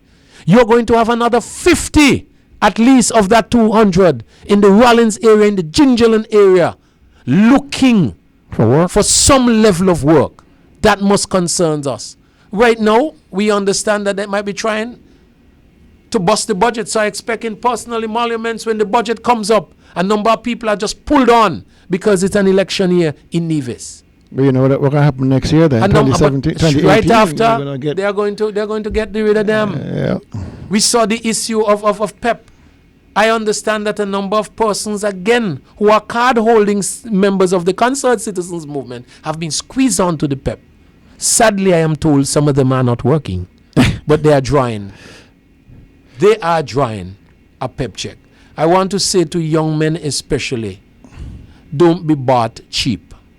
You have to understand that the minimum wage that was promised of $500, you must hold CCM accountable for its deliverance. You must hold CCM accountable for the 500 jobs that they told you they were going to create. You must hold them responsible for the hotel, the 14 hotels that they told you they are going to bring. $1 million scholarship. And we are still now moving slowly with the Four Seasons Resort as the main tourism plant. You remember we were told that Paradise Palms is coming right next to Barnesgut? It was just an empty promise. And I am asking you to hold the Concerned Citizens Movement responsible for these empty promises, because we are not seeing the growth, we are not seeing the development, and we are not seeing the employment. And so I look forward to make that a reality, the extension of the Hunkins Drive, the creation of a business center to promote small businesses, and at the same time your terminal, so that we can move from 9,612 to a figure that is much more meaningful. And you would not hear us say that if it works in St. Kitts for tourism, it is working here in Nevis. Well, you see, Mr. Hector, I'm reminded that in addition to the huge amount of tourism that is now flowing into St. Kitts via cruise, they are building a second pier. So they're looking to perhaps even double the 1 million they have on St. Kitts. And so we don't only have a half a pier. And you're going to be left out. And we're going to be left out. You're going to be left out. Cruise, listen. Cruise tourism is the fastest growing sector of the cruise of the tourism sector. It is. And we are still here twiddling our thumbs as what to do. Come on now. This is not rocket science. Listen, even if your marketing, even if your fear, Dr. Daly, is that you don't want to send 12,000 guests on the show in a given day, there are vessels that have a capacity 800 of 800, 400 to 800 people who are looking for a port. And this is the area where I expect our ministers, and especially our Minister of Tourism, he has already exhausted. I understand his advantage miles are more than the million. He has already accumulated that. But what about you? What about you as an individual in Nevis? How are you benefiting from the tourism product? In our last town hall meeting, one of the supervisors from Nisbet Plantation said he's struggling. It's 2 days and a day and a half. You have to schedule people because as a leading hotel in the industry, it's going through the lowest occupancy rates that they've ever seen. So where is my Minister of Tourism when this is happening? He's on another flight this time to Senegal to broaden the footprint and to make sure that he establish some sort of diplomatic relations with another country. Well, you see, I saw the gentleman from Nisbet just day before yesterday, And I was amazed that he told me things that had gotten even worse. I never thought. Even worse than the last I never time. thought it would have gotten worse. So but then he people said, are getting half a days now? people, and you see, people have mortgages to pay. These things have real life consequences. When you're accustomed to work 5 days a week, 6 days a week, and get a good salary, you can pay a mortgage, and all of a sudden you're down to 2 days a week, a day and a half a week. Going into your savings. You have to go into your savings if you have savings. You're so right. Do you understand? And then, there's no respite from this because the whole economy is sinking, and so everybody is trying to make a dollar. Listen, every day I'm amazed. Just yesterday I saw a woman walking to Charlestown selling little fruit cups. Creative. I mean, it forces people to be creative. Yeah. But you can't take fruit cups to the bank. That's true. People, if you got a loan to pay this or a loan to get that, they're going to say, well, show me a job employment letter. Show me something. If you're self-employed, give me a letter to say how much you make per month or per week. You understand? Because the banks need security. Mm-hmm. And so when you go with a job letter now from any of the major hotels, and it's a current job letter that says, I'm only making this amount a week, chances are, So you can only go to the bank during the high full season. Yes, right. That is sad, Dr. But this is the reality we are in. As you speak about mortgages, I know the people of Cherry Garden, they are angry at this time. Because, Dr. Daly, they were told that the government could negotiate better mortgages for them. Mm-hmm. Got one or two people to come forward and to say, okay, this thing is good.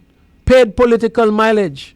And today some people are on the brink of losing their homes. I am simply saying that we are to hold people responsible for the empty rhetoric that they spur upon you during the critical times. And I want people to stand up and to understand it is not only about you. It has a lot to do with your country. It has a lot to do with your children and your children and the opportunities that you should provide for the future. You see the mess at Charlestown Secondary School? Yes. School is supposed to be open next week. Cannot be. And Spencer, the 10% man, is on the ground. They're supervising a project in which all of a sudden they are strengthening the walls to go up. I believe, and we propose, that the Charlestown Secondary School needs demolition. You need a brand new school with the security apparatus and the layout of a modern school. We cannot continue back in the days of Bertrand Fox, 1940, and continue with the hall experience. You have the land space. This is the opportunity for us to dig deep, think deep, and decide what we are going. And let us not do it like the Basti High School, where we turn it into a political football, and then we can't deliver, and we say we're going to place it on top the aquifer. This is what is happening. Mr. Hector, my you know how I feel about education. I feel just as passionate about education as I do with agriculture. And let me tell you something. I have been mulling this in my mind for some time, and we keep expecting good results from a bad situation. Yeah, that is crazy. An increasing amount of our students are failing, Mr. Hector. An increasing amount is over 60% now who are leaving with nothing. We gladly celebrate those who are excelling. Yes. And then we forget the vast majority who are struggling at the bottom of the pile with no recourse. And I'm saying to you, this is not fixed anymore. This is a total transformation of the sector that needs to occur. Total transformation. No more plastering, no more bandaging. This is reconstruction surgery now. Where we're gutting this whole exercise called education and starting all over again. But clearly, the model that we are using, it is not working for the majority of the people in this country. It is not working. And our leaders need to admit it. Because the people who are failing are the same people who are turning to crime and violence as a way out. We have to recognize the nexus between those two ideas. Tell me the last time you heard a sixth former going to prison for murdering anybody, Mr. Hector. For rape. Tell me the last time. It is those poor souls who we have left behind unattended. Drop through the cracks. And we are now saying we need to fix crime. Fix what's happening in our schools. Fix the fact that we don't have proper employment or proper entrepreneurship programs. Exploit the fact that of the 113 million you say you get, not a single dollar was spent in agriculture. Not a single dollar was spent on grants and contributions to help small businesses survive on Nevis. Talk to that. Put that in your pipe and smoke it. Come on, this is not hard. This is not hard. What we lack is vision, and what we lack is commitment to real change in this country, because the status quo benefits them. When you have people ignorant, it benefits them. It doesn't benefit the individual. It benefits the politicians who are keeping them ignorant, because you're going to sell them anything. You can sell them snake oil. You can tell them, there's no ice in Iceland. You can tell them anything, because they're not trained mentally to understand the nonsense you're talking. Like when Mark Brandon got up and defended that abomination of a bill called the Public Accounts Committee bill. Abomination, but most people say, it sound good. It sound like what you say. Nonsense. That's not the nonsense. We are beyond that. We need real growth in this country, real productivity, real progress, real opportunity for people in this country if we're going to succeed as a country. And that's why we become subservient to the rest of the region. We already dropped from 4th to number 6 in the region, Mr. Hector. Yes. Within the course of 2 years, we have dropped from 4th to 6th. On the unity. Even Monster better than we? Come on now, we got to do better than this, people. You see the concerned citizens movement started, or they spent the last 4.5 years blaming the Nevis Reformation Party for everything. You look at the situation and people look in your face and say, we are at the crisis point we are with Nevlec because NRP didn't invest in engines. And I know that is exactly what is happening in homes. People have become real and they understand that this is just political verbiage. Well, and so we expect greater. I know we're running for time here, but the last thing I want to touch is the new Treasury proposition. I don't know if, I guess all the other buildings that were included in the building that they said was burnt by arson. I object to that. When I reported in the Observer, I read the story in the Observer that arson was suspected, and I that's, to me, that's irresponsible reporting, because there was no evidence of arson. I remember CG saying that they wanted to create they wanted to create a file. Yeah. So, but now there's a guerrilla war. I shouldn't say guerrilla war because it gives a certain connotation. There's a war of words between the Nevis Historical and Conservation Society and the NIA on the CCM. I shouldn't say the war was because the NIA not responding to anything. They have bulldozed the building last Sunday. I don't know what became of the cut stone, Mr. Hector. They were quite a bit of cut stone. I don't know. I don't know what you call them. Those things are, since you can't do public accounts committee can't bring them to you, you're going to have to have commission of inquiry. You see, the thing about it now is I understand that one of those stones, Mr. Hector, is valued at 50 US. Yes. They've been sold to investors or home builders or homeowners over in the peninsula. Right? And so they're valuable. I mean, they have historical significance because they've come from an existing structure. And therefore, it's not like a new stone they've cut. These have historical significance. And just like the stones that came out of Government Road, also of great significance in terms of history. That is where the value is, the real money is, in those historical stones. And those stones, I do not know what became of them. But I tend to agree. I don't know what your plans are for that space, but I tend to like the idea of leaving that space as it is, open, no building, because it gives a certain eeriness to the place that I never imagined could exist in the heart of Charlestown. And I stood there on Sunday and watched the building come down.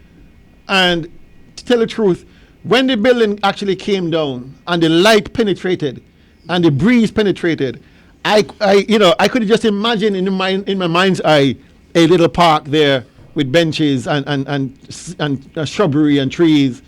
that gives a nice downtown feel to the place. To put a proposed 3-story structure right back on that spot, it gave me pause for concern that we're not perhaps using it in the right way. Because outside of DR Park and the one by the library, we have no other green space in Charlestown whatsoever.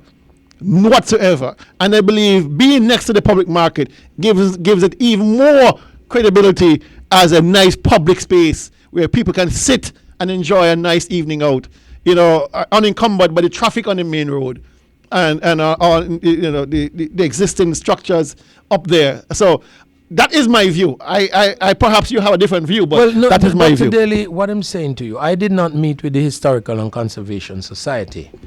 And as I said here earlier today, I am amazed that has not been worked out. When I read what was written there by was it the president or the chairman of one of the committee? Yeah, of the heritage. What you're actually having there is a government that is not negotiating and is giving out false information. My position is that there seems to be another issue that is not forthcoming. The other issue is that Charlestown, somebody somewhere, I don't know, have decided that Charlestown would be looked upon as a heritage site under the UNESCO. Mm-hmm. Now, we are either going to pursue it or we are not going to pursue it. We have to be clear in our minds. We have to be clear in our minds in terms of what we are going to do. But CCM said that the committee is on the well, CCM. that is what I'm saying. We are having a problem here in terms of misinformation and getting to the crucial point. Dr. Lely, when you are for the idea that you're putting forward of and they're saying of a green, it's very hard for you in a small town like this to fight against a green space. It's very hard. And if you are taking that position, I believe that it must be something that you're selling. Now this thing is unearthing. My position has been, listen, it's difficult for you, or it would be difficult for you if at this stage you haven't worked out that with the committee that you appointed. True. And it shows to me that you were not planning then. No. Because that information was not forthcoming to the public. I proposed in my last town hall meeting to bring to Charlestown the existing structures, because of how it is and you're out of space, to bring the top of the market onto the top of that building onto the top of the old custom building, and to make sure that you have a revival within that center for commerce, and at the same time to have a preservation of what I would call our marine history. And it is simple. Now that idea that I spoke about in that place doesn't limit itself. We have had discussions, and with another lands in close proximity to the market for that sort of development. But Charlestown in itself needs to have that level of economic activity that promotes for growth and development.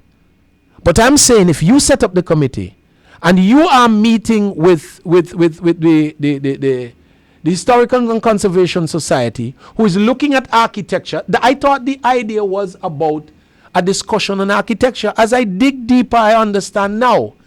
It is a war over making it a green space, as opposed to making it anything that is commercial.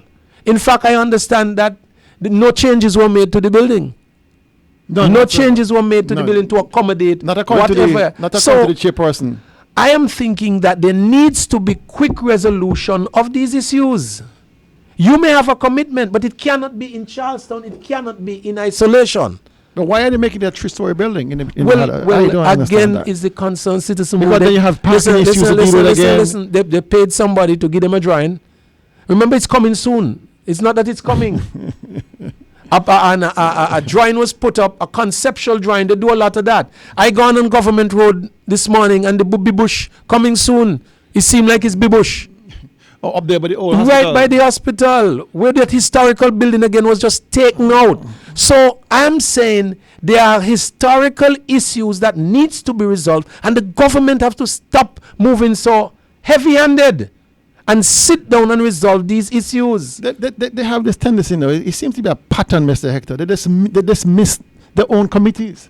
the reports from their own committees. They're the So ones. why are they putting them in They're the ones place? who commissioned this committee to talk about the World Heritage, and now they're not even honoring phone calls. Even a phone call they're not returning to the chairperson of the committee to say, let us discuss the plans for this new building, because you see, the committee itself is willing to accept a building to go there. You know. The debate is not fully against a building, but they're saying it must fit into the existing architecture of Charlestown. Which I understand. If you are going to honor this thing about a World Heritage Site. That is easy to do. I don't think that is hard. As a minister of lands and housing before, that is not hard. That is not anything hard to do. So they want to take this ultra-modern building and drop it in the middle of Charlestown. Like a square peg in a round hole. Come on now, we got to do better than this. There are definitely some, World Heritage Site. There are definitely, and the debate would go on, but it must be brought for public scrutiny. You know the funny thing, Mr. Hector?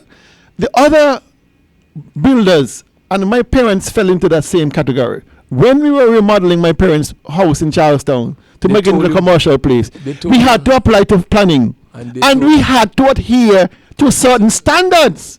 Why is it government doesn't adhere to its own policies? Why is it they are above the law? Why did that we, as a family, had to bear the expense of making sure that the stones that were there were original had to be reused? The configuration had to be into the landscape of Charlestown. Why is it that we had to comply? Why is it that the Honkins and TDC and all those other people have to comply? And this government here doesn't have to comply. Why is it? But then you know what happened. That's heavy-handedness, like you said. This is a heavy-handed approach to They everything. don't care. And what you do, you just build a building, get somebody to find a building and put it there, no consultation. Get some kind of graphics, put it up and say, coming soon. You have no idea of what. They said this building is going to cost $8 million, Dr. Daly. Yeah, 6.5 from SID. And 1.5. Which building in town you see is an $8 million building? I mean, these people are taking you for a ride. A pier, what they said the pier would cost you? 5 million. 5 million. They're just talking in millions, and I know why they're talking in millions. It's for the 10% men them. Of course, the 10%. 10%. Everything is 10% that they collect. But they're going to put themselves into real trouble. Well, I think we have exhausted. I think that's the last of our SUs today. We have done a little bit on Tempo, Electoral Office, Culturama, Tourism, Public Accounts Committee, Agriculture. I think we've had a full slate. We had some good discussions. I hope that those persons who are listening will, take the message elsewhere. Take it among your friends. Don't keep it all to yourselves. I know you like sitting down and listening on a Saturday afternoon, but don't let the message stay with you, please. Just like the gospel, you got to go out and spread it.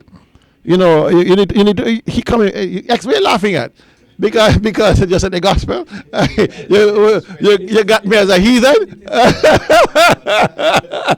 Go spread the gospel about what's coming and not what's coming soon. Good news. Because up and down this country now you see all kind of signs with wonderful drawings coming soon. I laugh and people are laughing, Mr. Hector.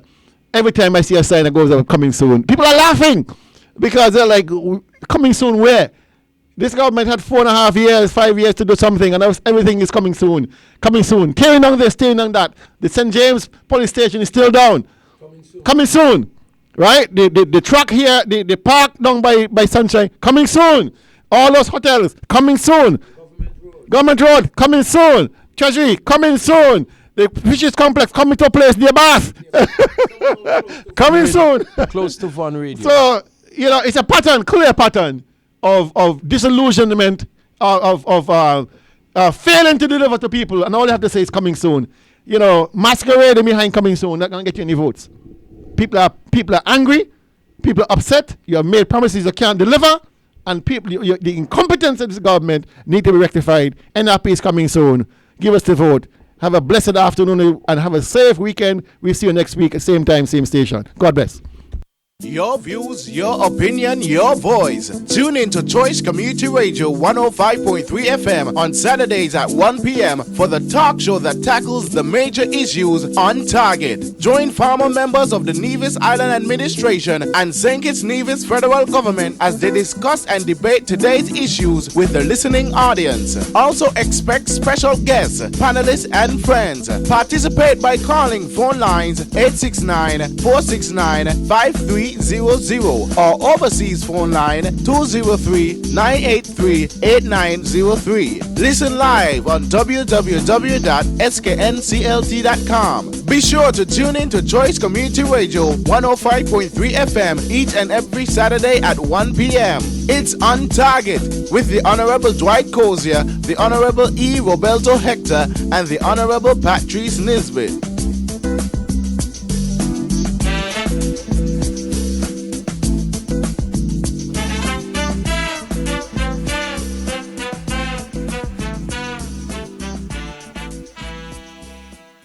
The views and opinions expressed on the preceding program are not necessarily those of Choice FM, Community Radio, or its advertisers.